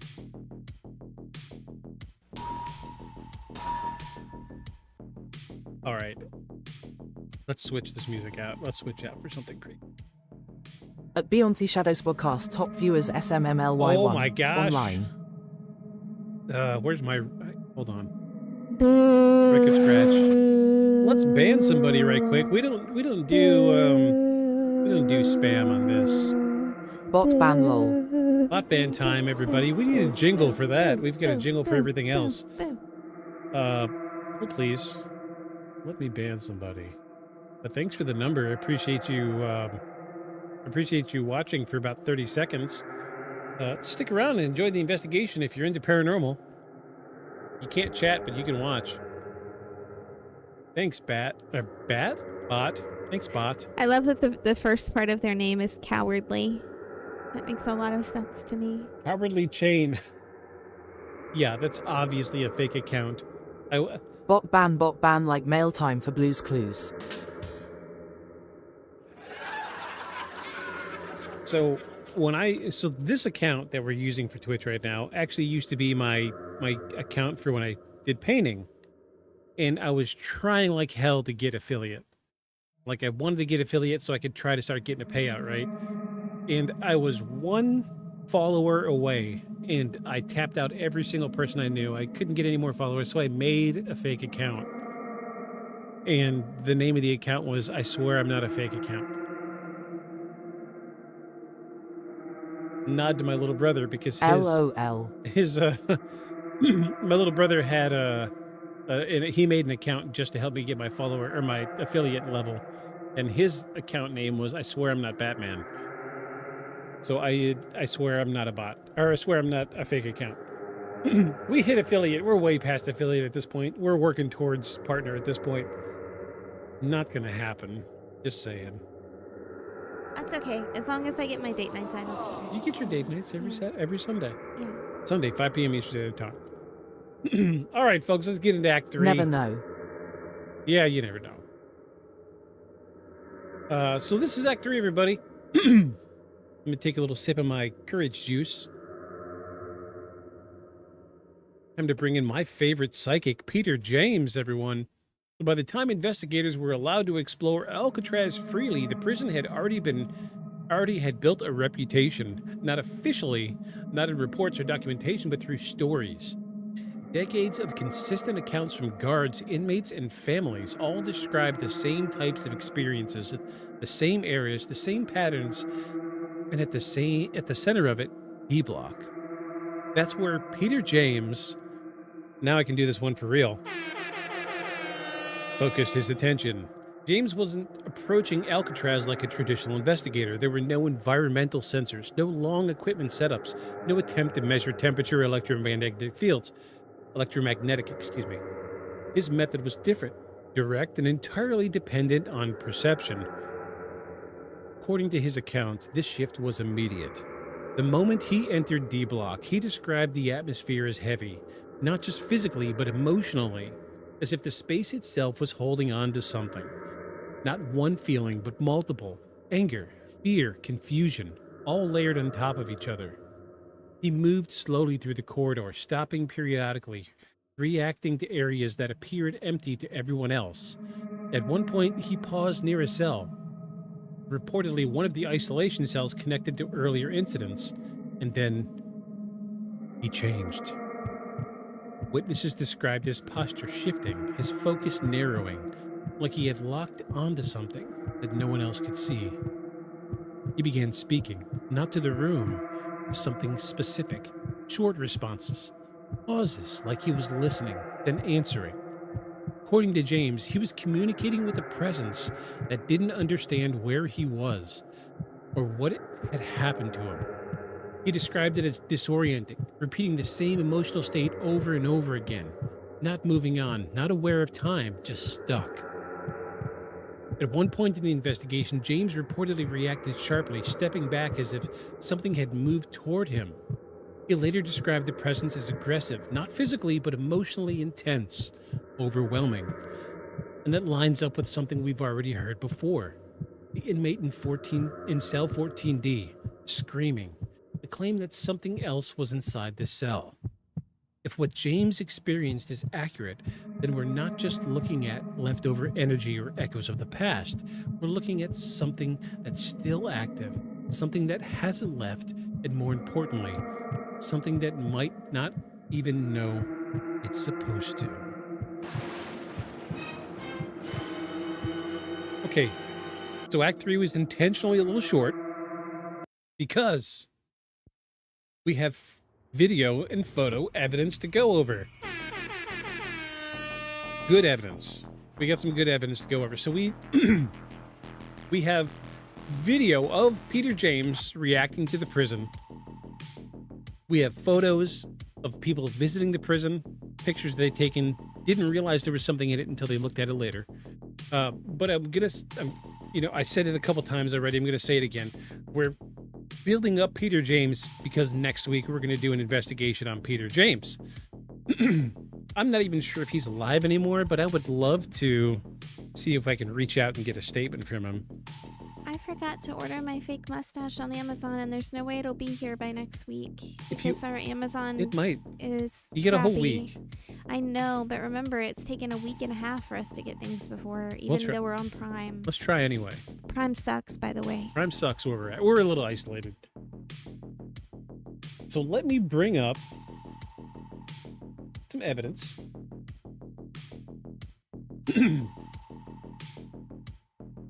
So before we get going, we talked at the beginning of the episode how there was an incident where inmates took over part of the prison. So at the time, it's not the way the prisons are running today, is at the time, Alcatraz, the guards that worked there carried guns with live ammunition. And that was the way they kept them in check. Well, in this particular incident, one of the inmates got the weapon from the guard, forced the guard into a cell, and then got a few more guards into the cell and released a few of the inmates. And they made an attempt at escaping. They didn't make it out. Not like our four that got out but didn't survive. But the first video we're going to look at is Peter James reacting. So these are blind reacts. We're going to see a video towards the end that I think maybe I didn't put it in there, but he does get asked are you making this up? Did you read a bunch of history books? And he's like, no, all I know is what the public knows. A kind of a basic, baseline information about Alcatraz. He didn't do like a deep dive into the haunting history of people who died. And just wait till you see some of these videos that he does. Let's go ahead and bring up our first video. I'm going to mute this before Like we a go. psych. Okay. So headphone warning for anybody watching with headphones on tonight. I got to get going. You'll have a good rest of your stream. Thanks, Shark. Thanks, I appreciate Shark. you being here. Have a good evening. Glad you came. Round of applause for Shark, everybody. Oh, wait, where's our... There it is. Thanks, Shark. I appreciate you coming tonight. So, headphone warning for anybody watching with headphones on. This might get a little loud. But the volume's cranked up all the way because I want everybody to hear clearly what he's saying. So this is from, I think it was season 2, episode 1 of Sightings. I clipped out a few like 1.5 to 2 minute long clips, and this is our first one. So what Peter James goes in, Peter James is my favorite psychic. I've said it a bunch of times. He goes in, he says he doesn't have any prior knowledge of the hauntings, and I think he's the most credible psychic that I've seen to date. So we're going to see stuff that he says, and then we're going to get reactions from people that used to work at the prison and know the history of the facility reacting to his video. So react to react, and we're going to react to all of those reactions. We're getting meta. Yeah, life in a box. Life in a box. All right, here we go. This is our first video. Like a psychic bloodhound, Peter was drawn to out-of-the-way places around the island. I know little or nothing about Alcatraz other than what I learned here during the... I want to, hold on, small sidebar. So this was like 1992 when this was recorded. I want you to pay attention to this shot right here. It took everything I had to not laugh out loud last night when I was clipping this out. He must be sitting on like a rolling desk chair and they're just pulling him along because the background, it's like he's just rolling while he's doing this interview. I just want you to be aware. Check out the background. Watch this. Alcatraz other than what I learned here during the past 2 days that I've been here. And my feelings are strongly that there is an energy here.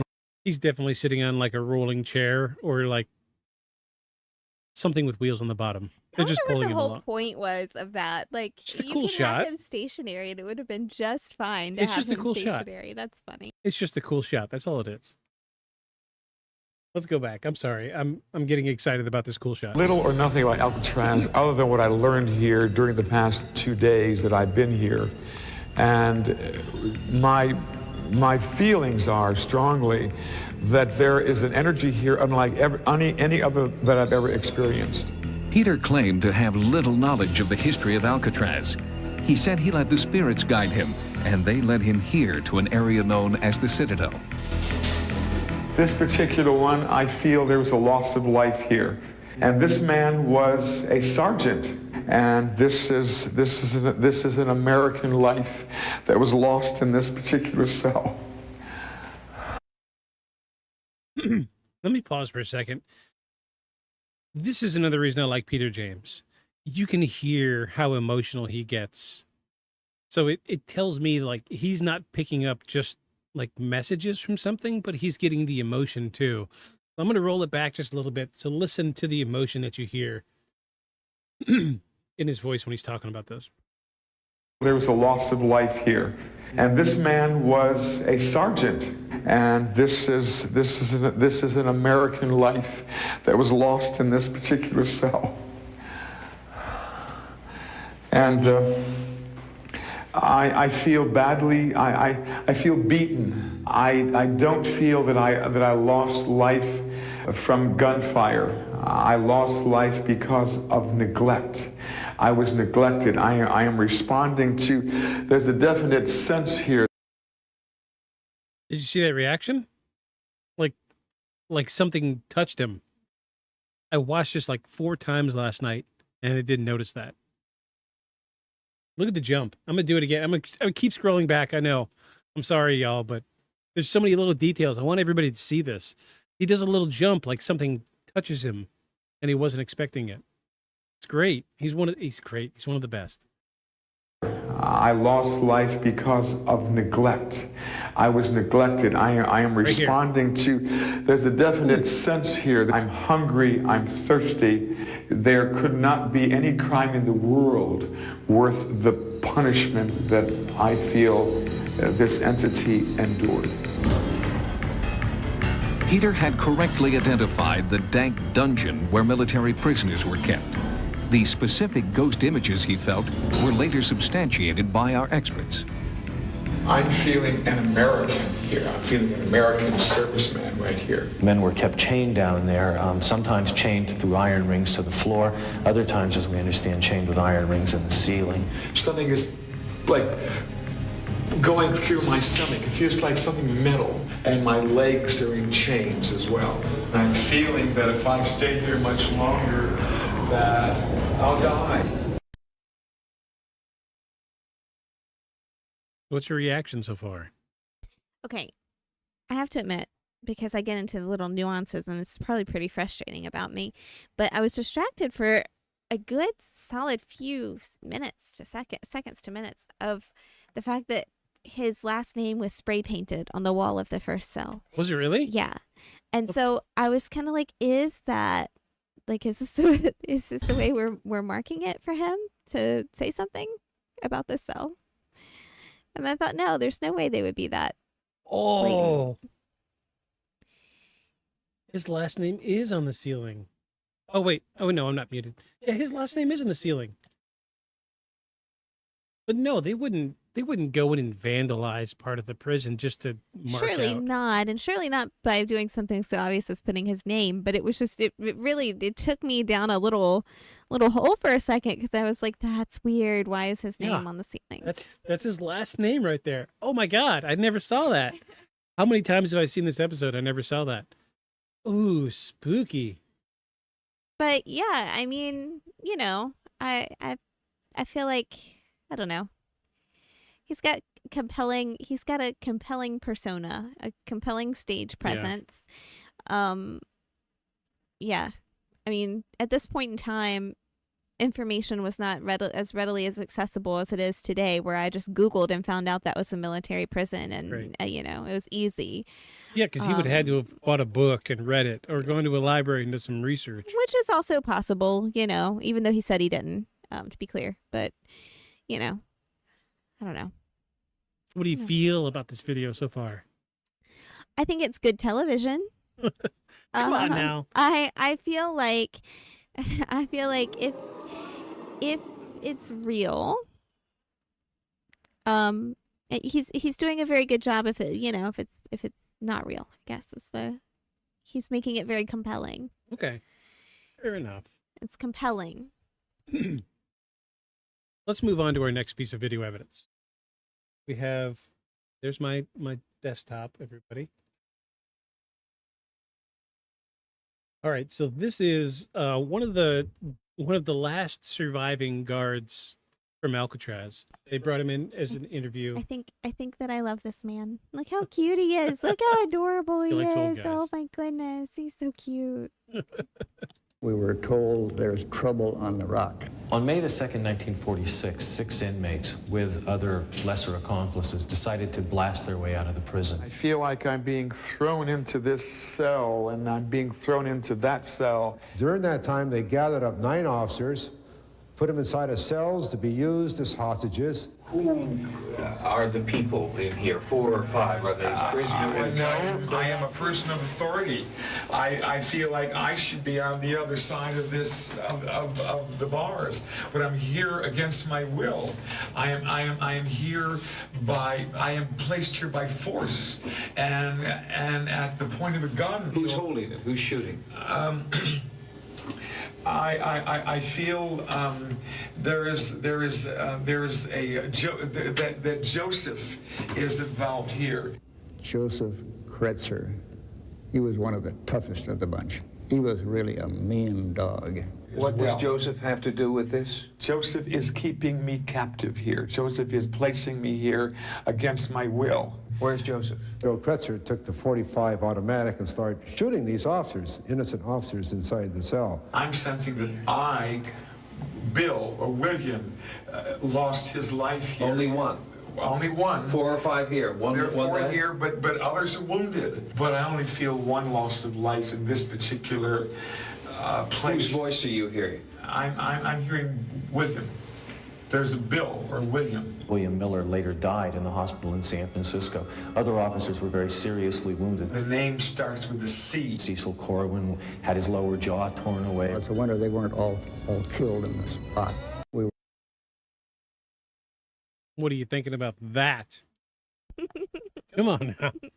This is good evidence. This is good evidence. It is. It is. I would be interested to know how accessible some of that was prior to the time he was there. Right. But yeah, I mean, if he did not have access to any of that information, it's definitely you can't just know that without, unless you're psychic. right? Unless unless you've been given that Come on information. now. But Come on. but I mean, we've seen plenty of these, right? I mean, on Unsolved Mysteries, on sightings, on other things where psychics have brought up information that there was no way that they could know. And so it's a little bit more compelling when it's just like on those shows specifically from the 90s and early 2000s, where they're talking to just the average Joe. And there's no way that they're going to know that information about that person because they've got a whole audience in front of them and like it was just random, right? Right. But today, of course, with social media being what it is, people can easily research things. But for it to be Alcatraz, it's harder to put yourself in the space of belief because it is so well documented and so even in the 90s. But at the same time, we know that Peter James was on a lot of these and was pretty good at bringing things up that were accurate. Right. So like he also talked about Casper last week. Yeah, he was. So we did have Peter James in last week's episode. I've noticed like through the analytics, the one photo that was most viewed was the one of Peter James and the weird ectoplasm stuff and the Polaroids. We did get a comment on YouTube just today, and the commenter was like, "Yes, I third this opinion. What an excellent mustache."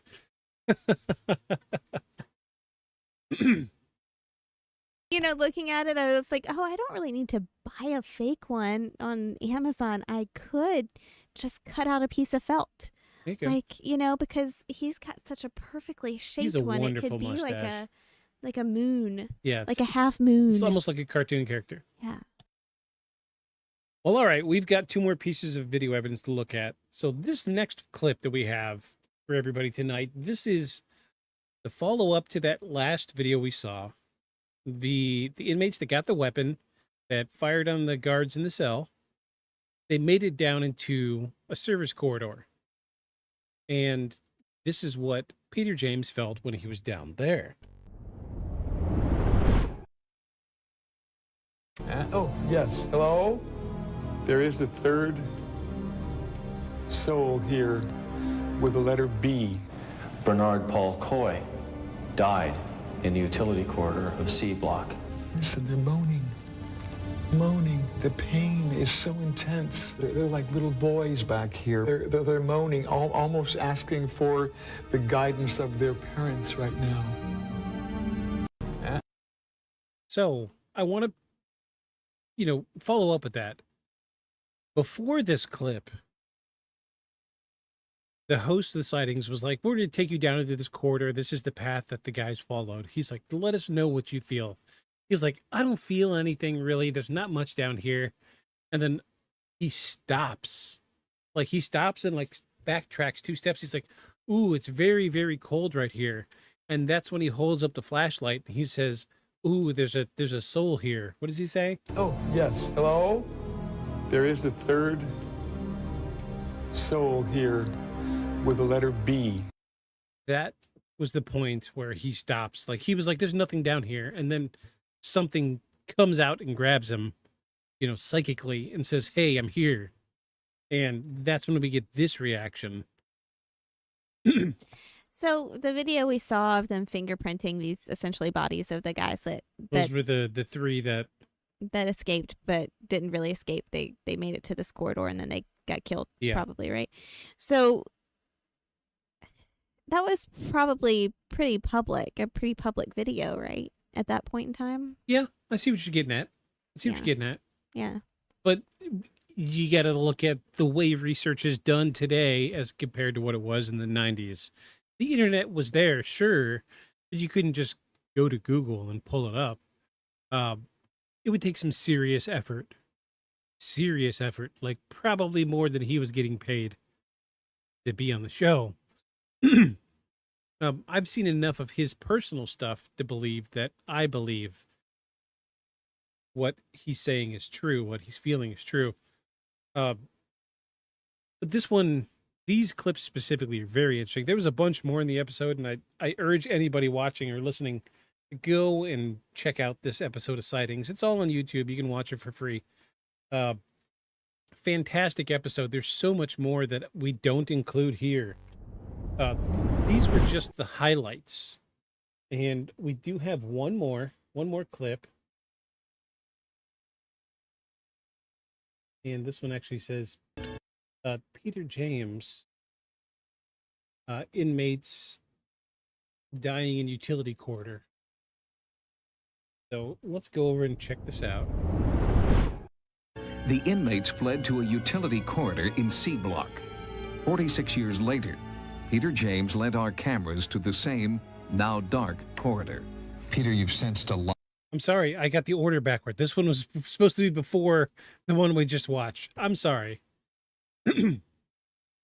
So let me say, he led them down there. They didn't guide him. He led them down there. So we'll start that over so you can catch it all. Inmates fled to a utility corridor in C Block. 46 years later, Peter James led our cameras to the same, now dark, corridor. Peter, you've sensed a lot in there. Yes. Why don't you we have an infrared lens on the camera. Why don't you go in there with the camera and see what you can do on it? I would like that. I would like that. Joseph, I'm coming through. He's so polite. Marty, Marv.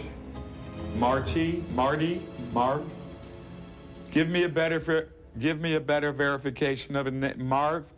Marvin, is that Marvin? Marvin Hubbard died in the utility corridor of C Block. Oh, there's I am responding to a sensation here, and I feel like I'm losing consciousness. And what Joseph is telling me is that he's been shot. Joseph Dutch Kretzer died in the utility corridor of C Block.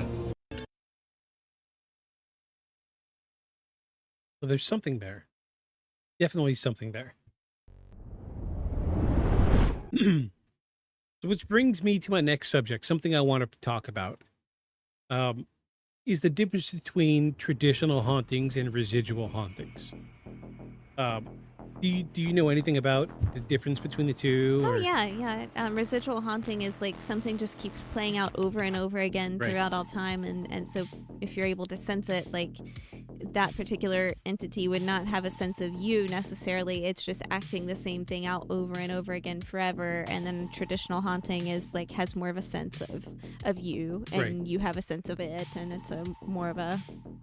So what we're getting here is kind of a mix of the two. We're getting very traditional haunting signals. We're getting, a presence is there, but then I feel like he's also picking up on some of the residual stuff. And this is where residual hauntings are kind of interesting, is we think of like castles that are haunted, where people will move into a castle that's been abandoned for 100, 200 years, whatever. And they'll inevitably have the white lady of castle blah blah. Well, they always see the white lady pass through a wall at the end of the hallway. Well, if you look at the original layout of the castle, there used to be a doorway there. That is a residual haunting. It's, like you said, a recording, and it's played over and over again. And traditionally speaking, in the sense of an investigation, residual hauntings are a recording or an impression of psychic energy. Something so profound happened there that the energy seeps into the physical landscape, and it resides there. You see a lot of this stuff, like the lady on the side of the highway that gets picked up. Like Gettysburg, like the Gettysburg. Right, haunting exactly. claims. There was Gettysburg was the bloodiest war in American history. Battle, excuse me.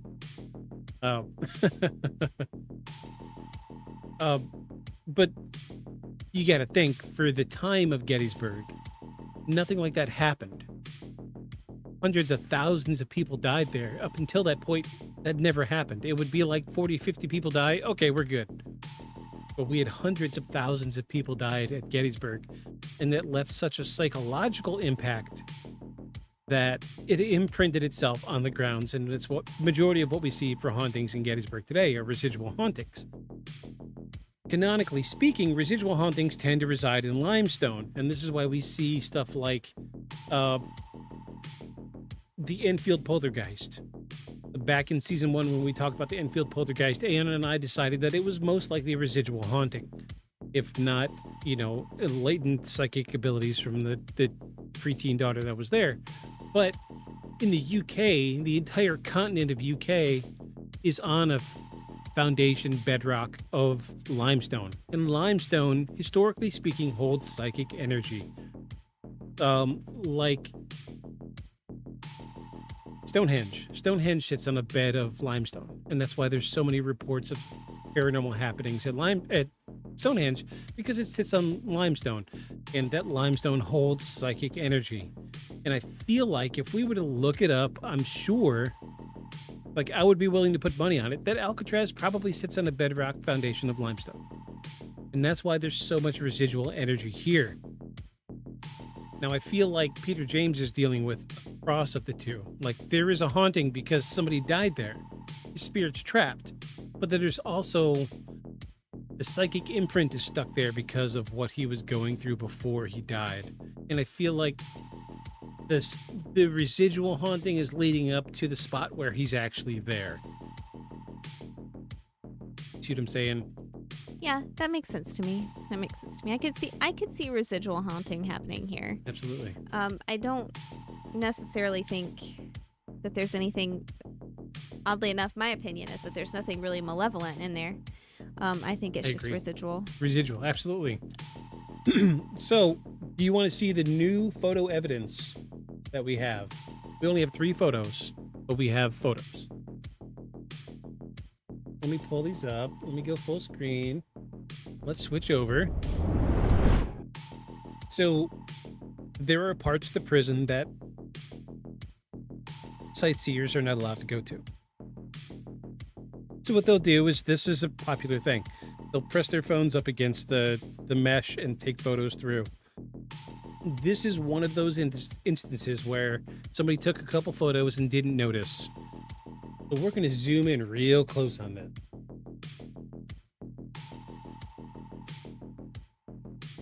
Sure you all see this red circle. Go ahead and describe for our listeners what you're seeing here.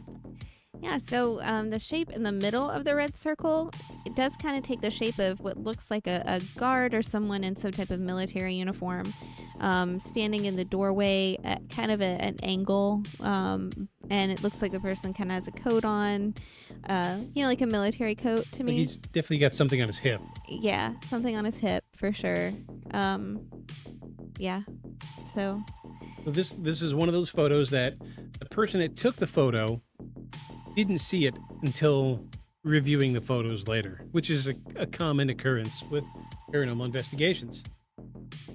So this is more of a recent one. I wasn't able to nail down a year on this. So here is our 2011 photo. So the story with this one is a man and wife went to Alcatraz, and they say, well, this is cell so-and-so, and the woman says to her husband, hey, stand in front of the cell window, I want to take a picture of you. So she takes a picture of her husband, and his face was distorted. So she tried to take another photo, his face was still distorted. So she said, well, step over, let me take another photo of the door. And when she took a photo of the door, this is what came up. I don't know if I buy that one. Yeah, I mean, this made it to like national news. I know, but like, here's the thing, though: if you've taken 2 photos, and the picture was distorted, and then you're like, oh, I took this third photo. How many witnesses were there to say that, like, this is not just the photo of the distortion of her husband's face? Well, because it's behind the door. I saw the photos of the distorted face. It was just like he moved So in you the middle. can't get behind it in real life? Like, you can't go through that and get... No, this Okay. this cell was sealed. Okay. Okay. Well, then that makes sense. Okay. And like the tour That's guides, fair. like they were trying to, I mean, doing their best they could. 2011. What version of iPhone did we have in 2011? Not a good one. Not a good one. Uh, Though you would argue that none of them are good, but not a I good just one. don't like iPhones. Hey Google, what iPhone was available during 2011?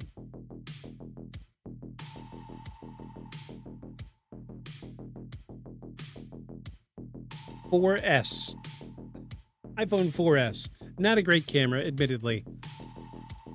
This is a very, very pixelated photo. But it does look like a man on the other side of the store. Yeah. Interestingly enough, with very nice eyebrows. It's just the theme of this show, I guess. Here's the crazy part is she took another photo afterward, and there's another photo of just the window. Nothing back there. Do I need to pull it up? Do you need to see it?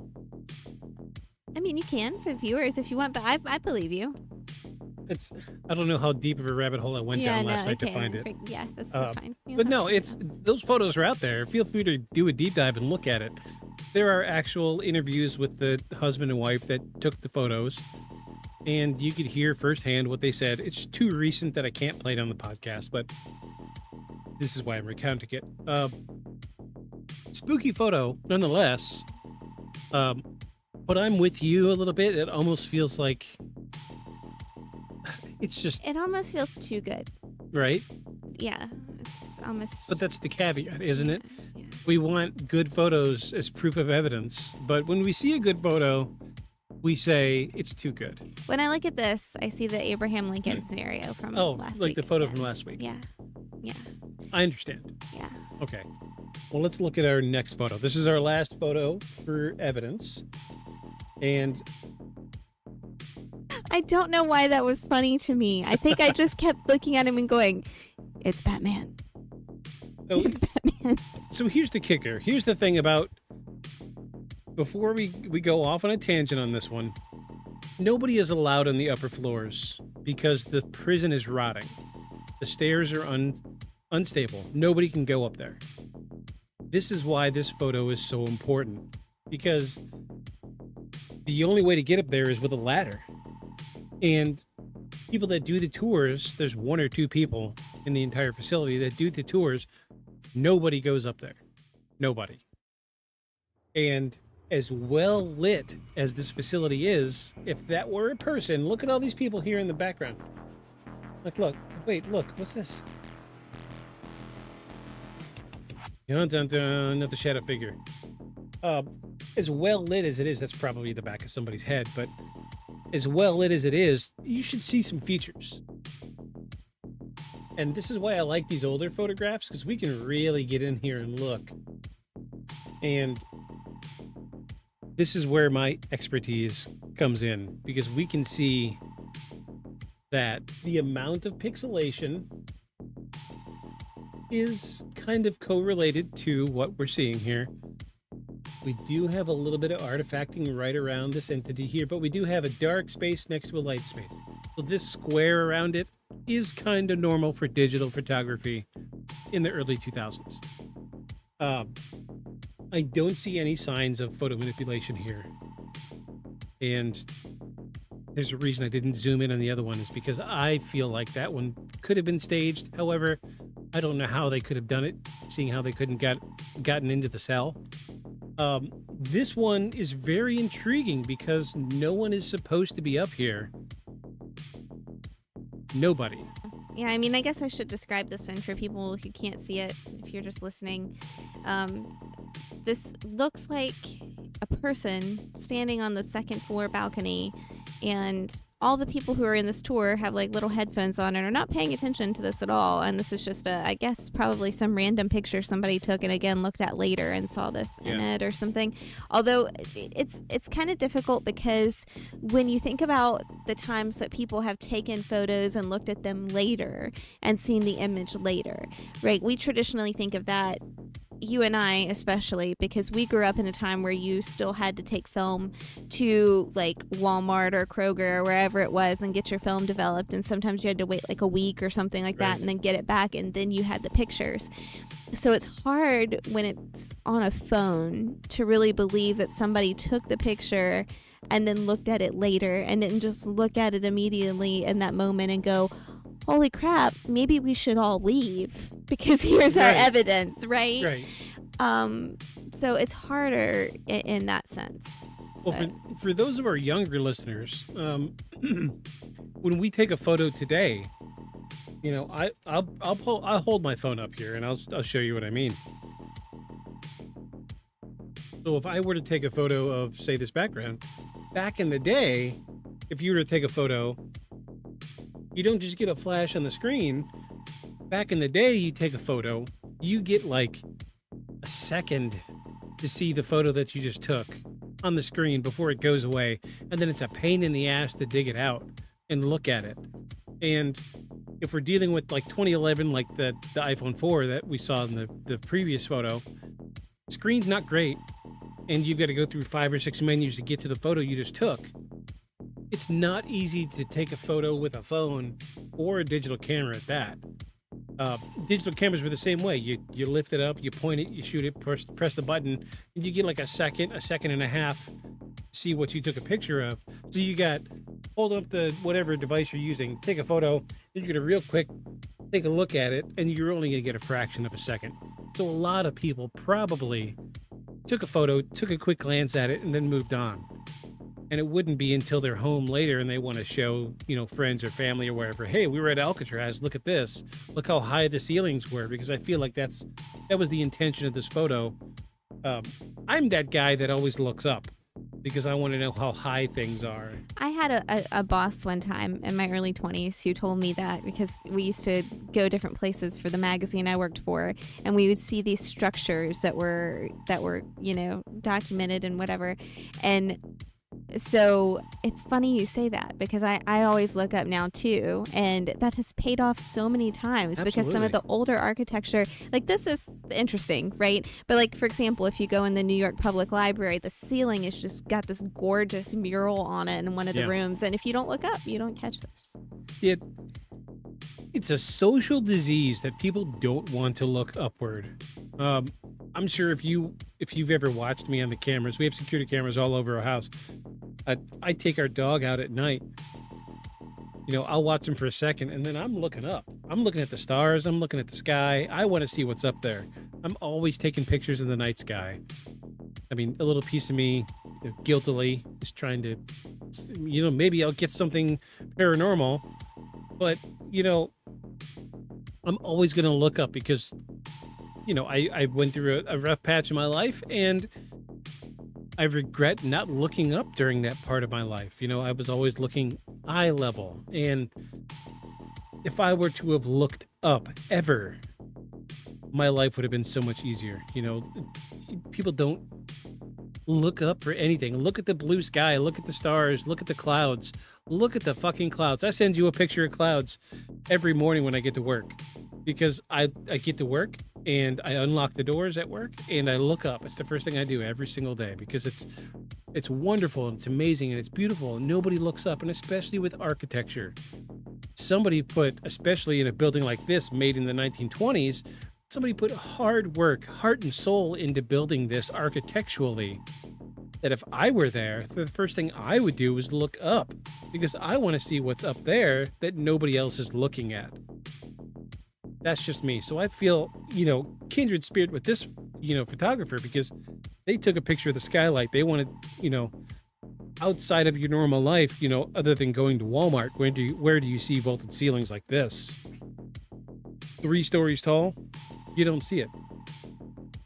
You're absolutely right. Anyway, it's a good picture. It's a wonderful picture, and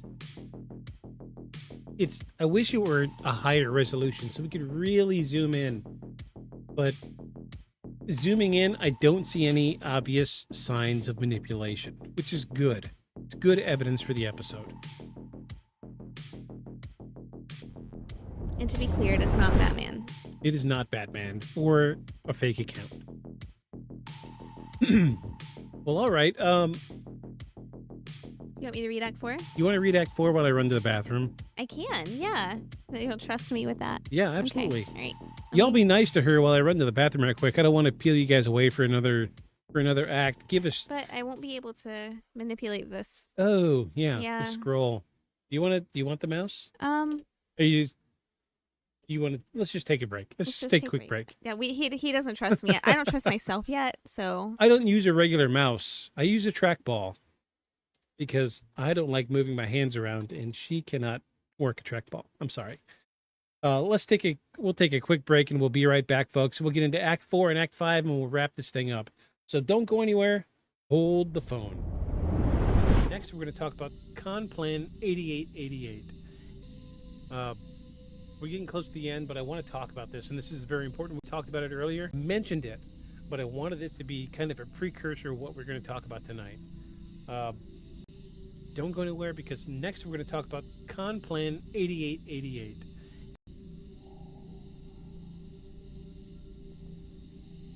I love this camera so much.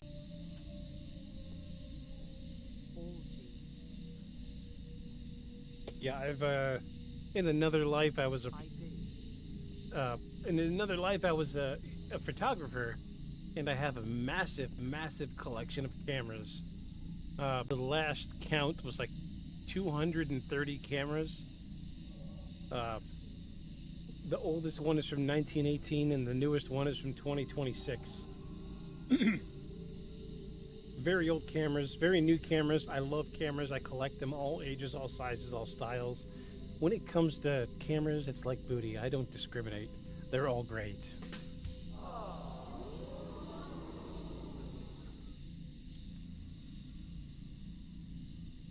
But anywho, it's I'm in the middle of a project. So since you like photography, I will tell you I'm in the middle of a project that I have a bunch of old cameras from like the 60s and 70s that I really like the way the image comes across through those cameras. I have a couple old digital cameras. I'm going to tear them down and see if I can't find a way to put like a digitizer from a digital camera in one of my older cameras, so I can use them like a digital camera, but it's through the old camera. You see what I'm saying? It will probably take me a year or two to figure it out, but I'll get it. I get it. Since we're talking about it, I'm going to show you what my favorite camera is.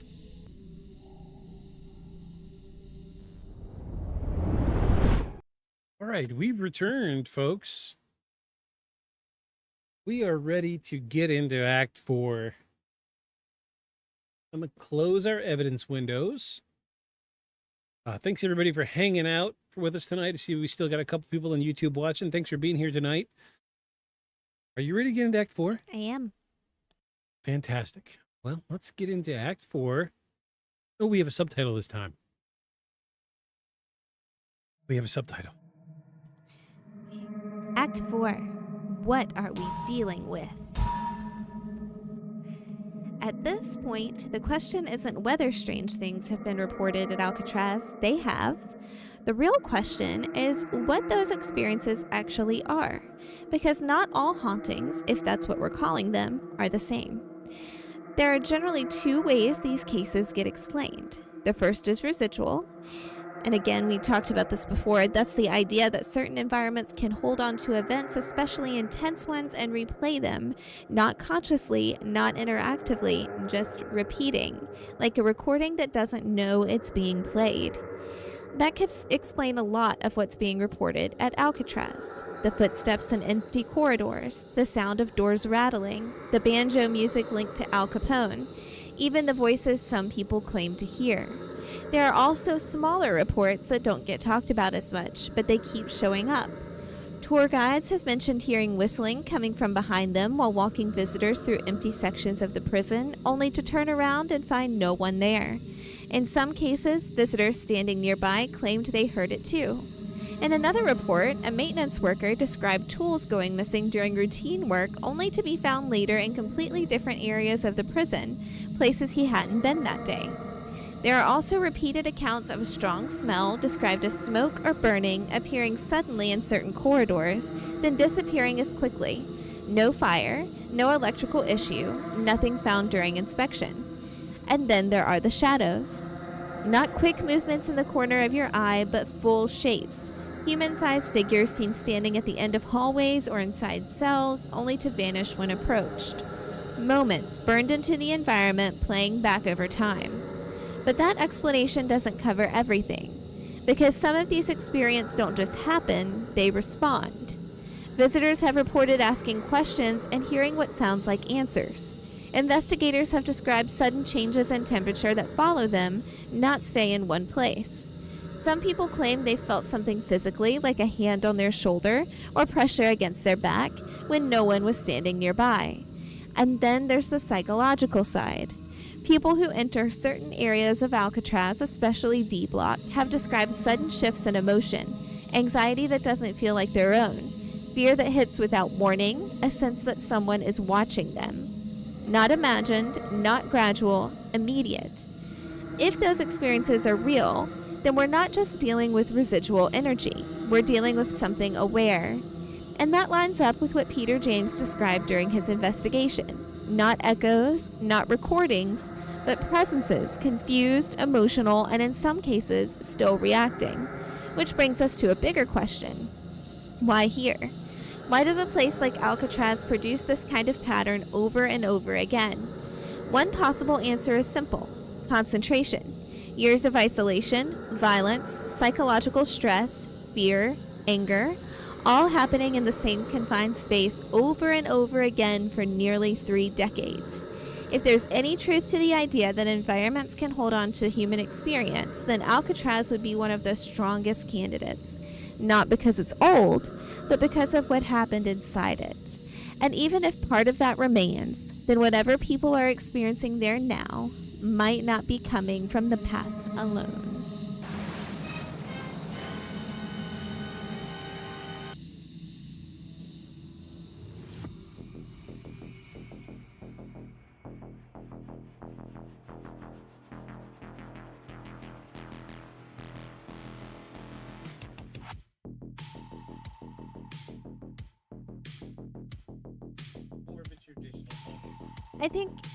I think that if Alcatraz is haunted, I think it's residual. I don't think it's traditional at all.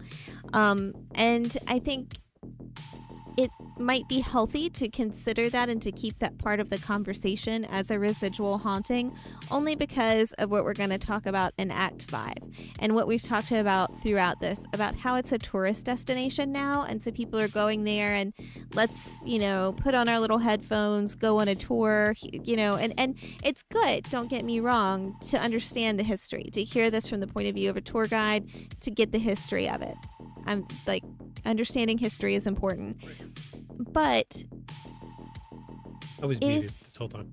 if you just take away the human aspect of what happened there, and we're just treating it as like a tourist destination, we're losing some of the ability to understand the humanity of and what transpired there.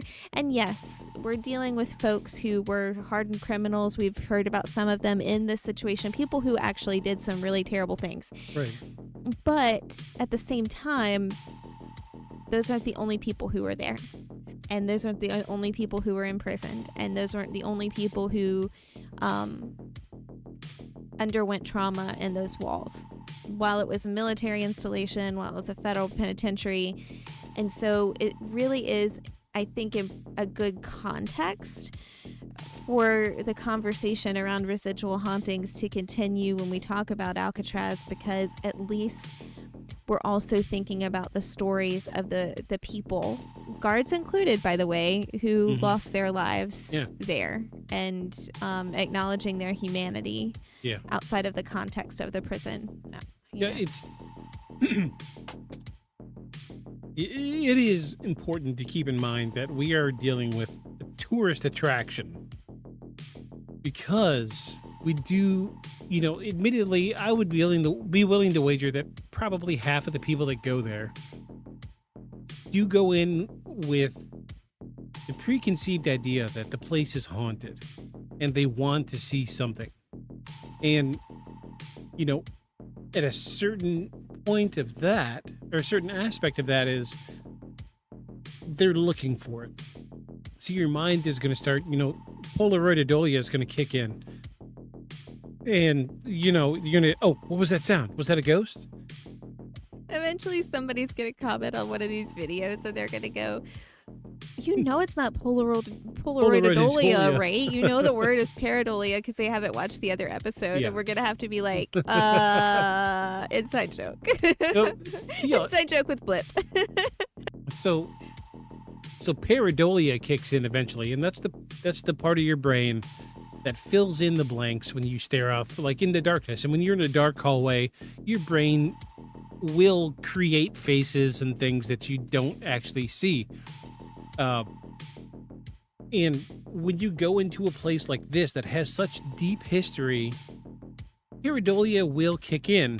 However, on the flip side of that coin, psychically speaking, when you go into a place that you believe could be psychically active, that could have some type of hauntings, be it traditional hauntings or residual, when your mind is open to those things, you are inviting that. And people like Peter James, he wholeheartedly believes that he's a psychic. So his mind is inherently open to psychic energy. See what I'm saying? So when you go into a place and you believe that a place is haunted, and this is a thing, there is a statistic that says 40% of the American population has inherent latent psychic abilities, but they don't know how to access it or use it. So when they go into places, they say, oh, well, this place is obviously haunted, and they go in and they feel, I feel like my chest is being crushed, or I just feel like sadness right here, and it's a cold spot. They're psychically open already. And so, what's the one I'm looking for? Sightseers are going to come into this place where 40% of them have latent psychic ability. They don't know they have it, but they're open to the idea that this place could be haunted, right? And so what that acts as is a beacon for whatever energy is there to show itself. So I feel like the pictures we looked at, probably somewhere in that group, somebody had some latent psychic abilities, and they were a beacon to whatever was there. And be it residual, residual's not going to have, sentience to it, but like a traditional haunting, they're going to say, oh, there's somebody I can communicate with, so I'm going to show myself to that person. Because admittedly, if you were a ghost, canonically, the science goes, if you're a ghost, you're going to know who you communicate with and who you can't. That's the science behind it. Science. Real science. Aliens. So I feel like these photos we have are the people that have, their mind is open. They're ready to receive whatever signal is there. And they're receiving it. And just by pure happenstance, we catch photo evidence. So early 2000s is a great year for digital photography to catch paranormal activity.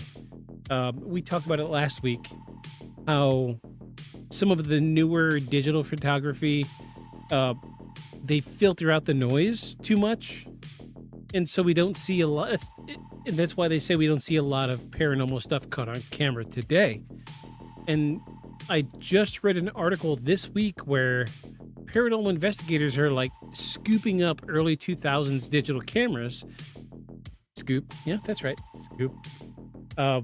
Because they don't have those filters that block out all that noise. And I don't think that we see a lot of relevant photography today because of that. And that's why we don't, like 2011 and earlier is when we're seeing a lot of this evidence from. Because we're dealing with digital photography, early digital photography. There's even a group of people, paranormal investigators, that are going back to tape recorders because it's an earlier medium. It's more pure. It's not so filtered. And that's why some of the older photos are showing more. And probably why we don't see a lot of evidence closer to 2026 showing what's really going on at Alcatraz today. A roundabout way to prove my point, but you see what I'm getting at, right? Absolutely. Yep. Absolutely. Well, let's dig into Act 5. Okay. And we're going to wrap this thing up. Let's do it. And we're going to come down. So everybody watching, I see we got 2 people on YouTube, 1 person on Twitch. Everybody watching tonight, get your responses ready, because when we get to the end of Act 5, we're going to ask who thinks this place is really paranormal or not, and why or why not. So get ready, because we're going to talk about it as soon as we get through Act 5. So first, we got to get through Act 5. And it's more of just a recap than anything, but we're going to get into Act 5. This is Act 5, everybody, Act 5. Wait, hold on, wait. I got to put my mouse over here. Act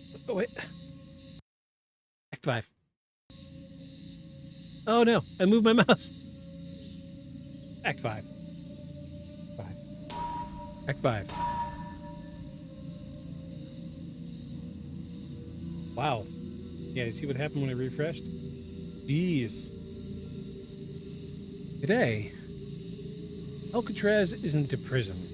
It's a destination. Tour boats run daily. Thousands of people walk through the same corridors, stand inside the same cells, take photos in same places that once held some of the most dangerous men in the country. Most of them leave without experiencing anything unusual, but not all of them. There are consistent reports from visitors, people who, with no connection to the prison, no expectations going in, who describe things they can't explain. Voices, not echoes, not distant noises from other groups, clear enough to sound like someone speaking just outside of sight. Some report hearing their name being called back while walking through the cell blocks. Others describe whispers coming from inside empty cells, low, indistinct, but close enough to feel directed.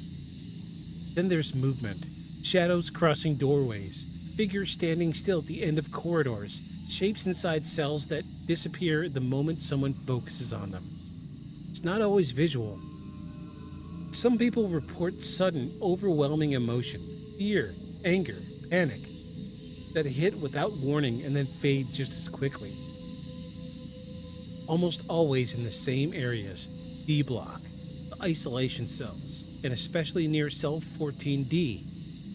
Park rangers don't make official statements about hauntings, but there have always been quiet acknowledgments over the years that certain areas of the prison tend to make people uncomfortable for reasons they can't fully explain. Nothing documented, nothing confirmed, but not denied. And that's what makes this case different. There's no single piece of evidence that we can point to and say, this proves it. No video that can't be questioned, no recording that can't be explained away. But there is something else. Consistency. Decades of reports from inmates, guards, families, investigators, and visitors, all describing the same types of experiences in the same locations with the same patterns.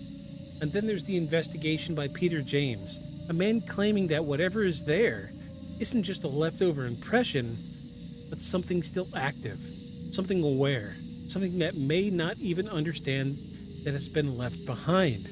So the question isn't just whether Alcatraz is haunted, it's what that actually means. Because even if a fraction of these reports are real, The prison closed in 1963. Not everything left with it. And if that's true, then whatever was inside cell 14D just might still be there.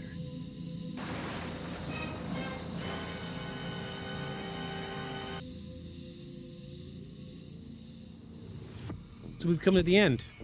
Yes, we have. We've heard all the evidence. Mm-hmm. We've heard all the claims. We've seen the videos. We've seen the photos. We've heard my rantings about how awesome Peter James is and how great his mustache is. Have you? Quick side note again. Have you ever seen a video of him doing this without the mustache? No. Do you think maybe the mustache is the source of his power? That if he shaved it off, he wouldn't be able to access? So now I'm curious.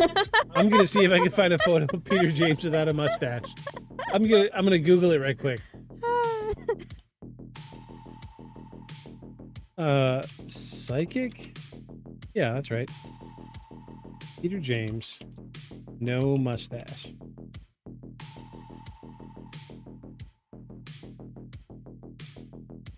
Oh my God, is that him? No, that's him late in life right there. Oh, he died in 2007. Boo. Wow. Oh, he carried that mustache to the end, didn't he? I mean, it appears that way. Oh, look how old he looks in that photo. Ooh. Oh, jeez. But he, you know what? His mustache is still great. Look at this. Still delightful. He carried it to the end. I bet he had a mustache care kit. I'm sure he did. Yeah. Yeah, he was the guy that carried a little brush. Yeah, absolutely. Yeah. What a wonderful mustache on that guy. Yeah, I got excited because I saw these photos. You thought he was still alive, but no, look how gray he is. Yeah. No, that would have been... Oh, jeez. So there must be another Peter James. there must be. Although I will say, I think this confirms it. It was the source of his power. Absolutely. It's weird that his mustache and his eyebrows didn't gray, but the rest of his hair did. You know, okay, so that would be weird. I had a very close friend in high school, though, that I went to all of the dances with, and he had red hair, too. And all of his facial hair was black. But his hair was just as red as mine, but his eyebrows, his beard, black. You never notice I have red hairs in my beard? Mm-hmm. Yeah. When I was born, I had blonde hair. And when I was like 2 years old, it shifted to dark brown like my dad. Hair is weird. Hair is very weird. Hair is weird. Sidebar. Small sidebar. Sidebar on the sidebar. Sidebar on the sidebar. You don't see people with gray eyelashes. Yeah. Right? I mean, I don't know that I've ever paid too close of attention. Now when I go visit my grandparents next time, I'm going to be like, I have to look at your eyelashes for science. I got to look. A close look at your eyelashes. For science. For science. All right. So we've hit the end. So we've heard all the evidence. We've seen some videos. We've seen some photos. We know the history of Alcatraz now. So what are you thinking? So this one's a tough one. I feel like if we knew all of the evidence was definitely 100% real, then there's no denying that it would be paranormal, right? There's some of the evidence that I question, like, for example, the image of the person in the door that we talked about. Right. And Peter James, in and of himself, awesome, very entertaining guy. I don't know enough about him, though, to make a solid decision on whether I believe he's like the real deal or whether he was, famous for this and this is what he did. Right. However, with all that being said, because of what I talked about earlier and the idea of this being a residual haunting, feeling important to my interpretation of the situation because of the humanity involved and the lives that were lost there, right? I'm going to vote with residual haunting paranormal. Okay. Only because I still want it to be part of the conversation, and I don't want to just vote. I don't want to vote not paranormal and kick it out, and I also don't want to vote undecided because that doesn't feel good enough to me. Okay. Yeah. So this is the part where we're going to invite everybody watching. What do they think? I want to hear everybody. We got 3 people on YouTube, 1 person on Twitch watching. Who knows how many people on Kick watching right now? I want everybody that's watching or listening right now to comment one way or another whether you think Alcatraz is really haunted. Because we've seen lots and lots of evidence tonight that says that it is really haunted. I want to pull up Kick. Let me pull up Kick right quick. I just want to make sure we don't have somebody just commenting, because we don't have a way to link Kick's chat to speech chat. So anybody watching is welcome to chime in. I want to know what the viewer thinks based on the evidence that we've seen tonight, based on our preconceived knowledge of Alcatraz. How many people have died there? Do we think that this is really haunted? I'm going to say that yes, we are dealing with both traditional hauntings and residual hauntings. Because I wholeheartedly believe in Peter James. You're not going to change my mind about Peter James. You're just worried he's going to come haunt us if you say sure, no. come on. Peter James, if you're here, come on, reach through, talk to me. And we'll talk next week about my horrible nightmares I have tonight. But I just want to add, Peter James, if you're here, don't come talk to me. Yeah, don't talk to her, talk to me, because I can handle it. But no, I think that we are dealing with a rare mix of the two. Usually it's either residual or a traditional haunting, or something like a poltergeist. This specific place is so riddled with psychic energy that we're dealing with an amalgamation of psychic energy mixed with a traditional haunting. And that mixes residual and traditional hauntings. So I think we're dealing with actual hauntings, which I believe the photos we saw tonight.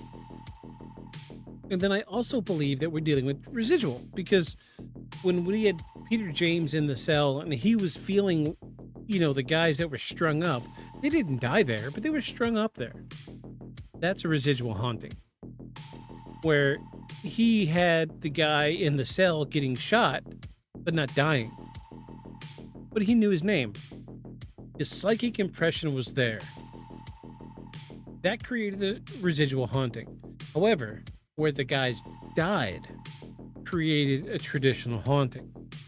And I feel like, in my heart of hearts, that this place is really haunted. However, not everybody can see this stuff.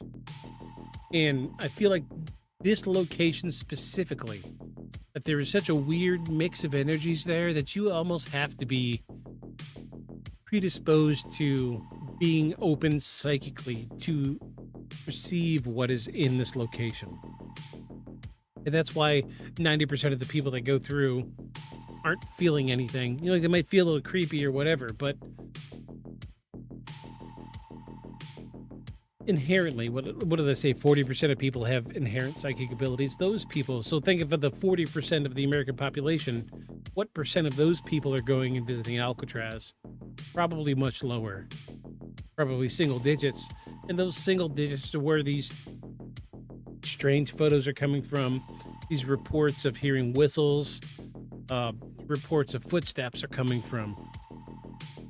So we're going to say yes, tonight, we agree that Alcatraz is truly haunted and paranormal. Chalk it up as a win. We got 3 weeks in a row. 3 weeks in a row. Paranormal. Next week, though, when you bring up Peter James, we'll see how much I break your heart. If you shoot down Peter James, so help me God. Ooh, his mustache will come and haunt you so bad. All right, well, Those of you who enjoyed this episode of the podcast tonight, come back next week because we're going to tie this into next week's episode. We are going to do a full investigation on the psychic that was showcased in tonight's episode, Peter James, and we're going to decide whether or not he is really gifted or not. I'm trying to steer away from the words paranormal or not, because there are some things that are outside the world of paranormal. Somebody being psychic isn't paranormal. I mean, purely the definition of paranormal is outside of normal. So I guess technically he would be paranormal if he is psychic, but we're going to see next week if we really believe that Peter James is truly psychic or not. What are you thinking about next week? I'm still thinking about my mustache. As soon as we get done here, we've got to find you a fake mustache that you can wear. You better wear it all night. Mustache. You better wear it all Mustache you a question. A mustache you a question. We say that all the time. Awesome.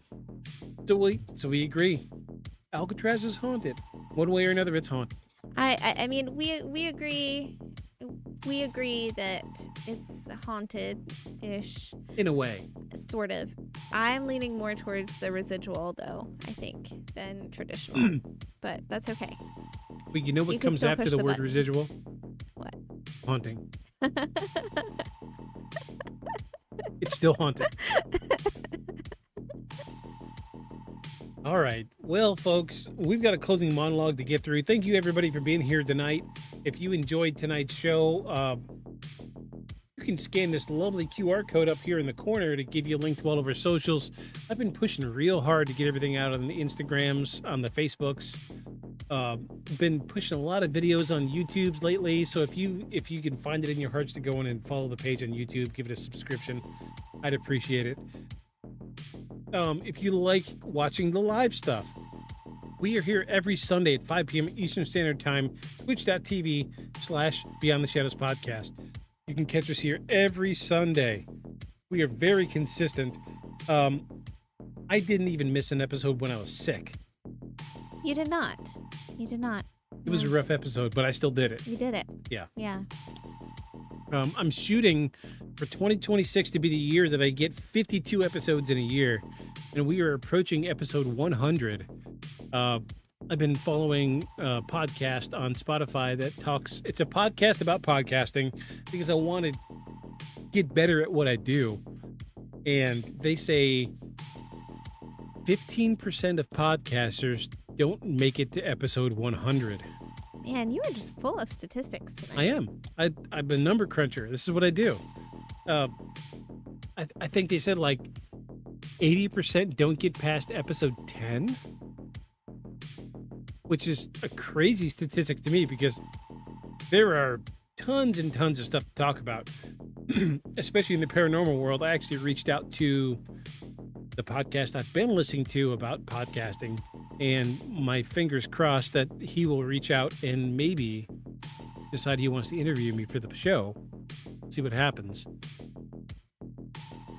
That being said, anywho, if y'all have a paranormal tale, case, or claim, something you want to recommend for a future episode, if you've got a personal story of something paranormal happened to you, you can reach out to us at beyondshadowspodcast@gmail.com. The information has been right here below us all this time.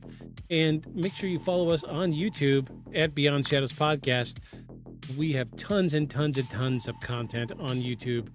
All of the content that I make gets primarily posted to YouTube. So make sure that you check out the YouTube channel. It has been down below us this whole time. Thanks again to everybody watching tonight. Thanks again for Shark coming in. Hef popped in for like 0.4 seconds. I saw a blip. Was here, yeah. Yeah, Blip popped in for just a minute. Aussie was here at the very beginning. I hope you're still here, Aussie. Thank you, everybody. It's been here. Thank you, Bot, for boosting our numbers by 1. Even though we banned you, thanks all the same. But before we get out of here, I've got a tiny little closing monologue to say. And do you want to see if we've got anybody that's worth rating on Twitch? I mean, you can. We can. It's going to take just a quick second. I got to pull up Twitch right quick. I don't usually keep Twitch open.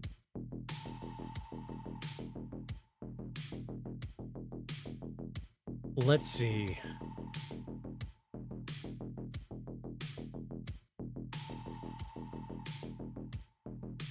No.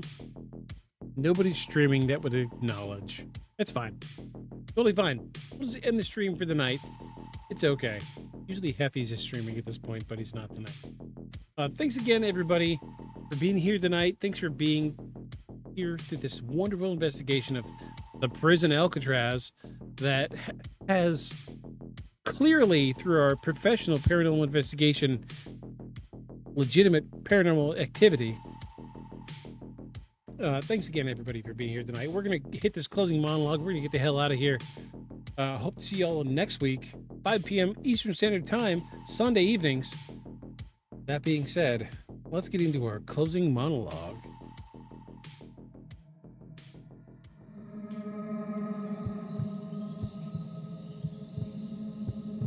Alcatraz was built to isolate, control, and break the people sent there. Every part of it, from the cells to the silence, was designed to strip something away. And for nearly 30 years, it did exactly that. But places like that don't just reset when the doors close. The structure remains, the history remains, and maybe something else does too. Because when you look at the reports, the inmates, the guards, the families, the visitors, they don't contradict each other. They line up. Same sounds, same areas, same feelings over and over again. And then there's cell 14D, a place where something was reported long before anyone else was talking about the hauntings. A place where a man claimed he wasn't alone and was dead by morning. A place that still shows up again and again in modern experiences. So whether you believe in the paranormal or not, there's something about Alcatraz that doesn't sit right. Maybe it's the psychological, maybe it's the environmental, or maybe it's something we don't fully understand yet. But if there's even a small chance that places can hold on to what happened inside them, then Alcatraz may never truly empty. So if you find yourself in a prison corridor, the lights off, the cell door is closed, but you open it and you find you're in cell 14D. Don't panic. Don't panic. Take pictures. Record audio. Don't use a Polaroid. Take lots and lots and lots and lots and lots of pictures. Because you never know what you're going to capture. Because that place may be filled with residual energy. It may be filled with the hauntings of people that have died there. But don't panic. But whatever you do, make sure you follow us. Beyond the Shadows. Good night, everybody.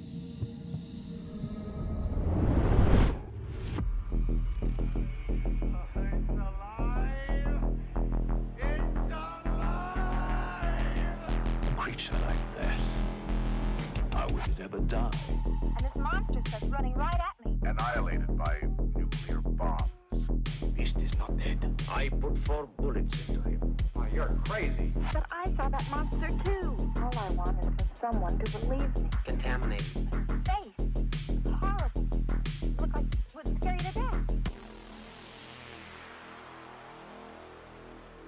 All right, let's get to work.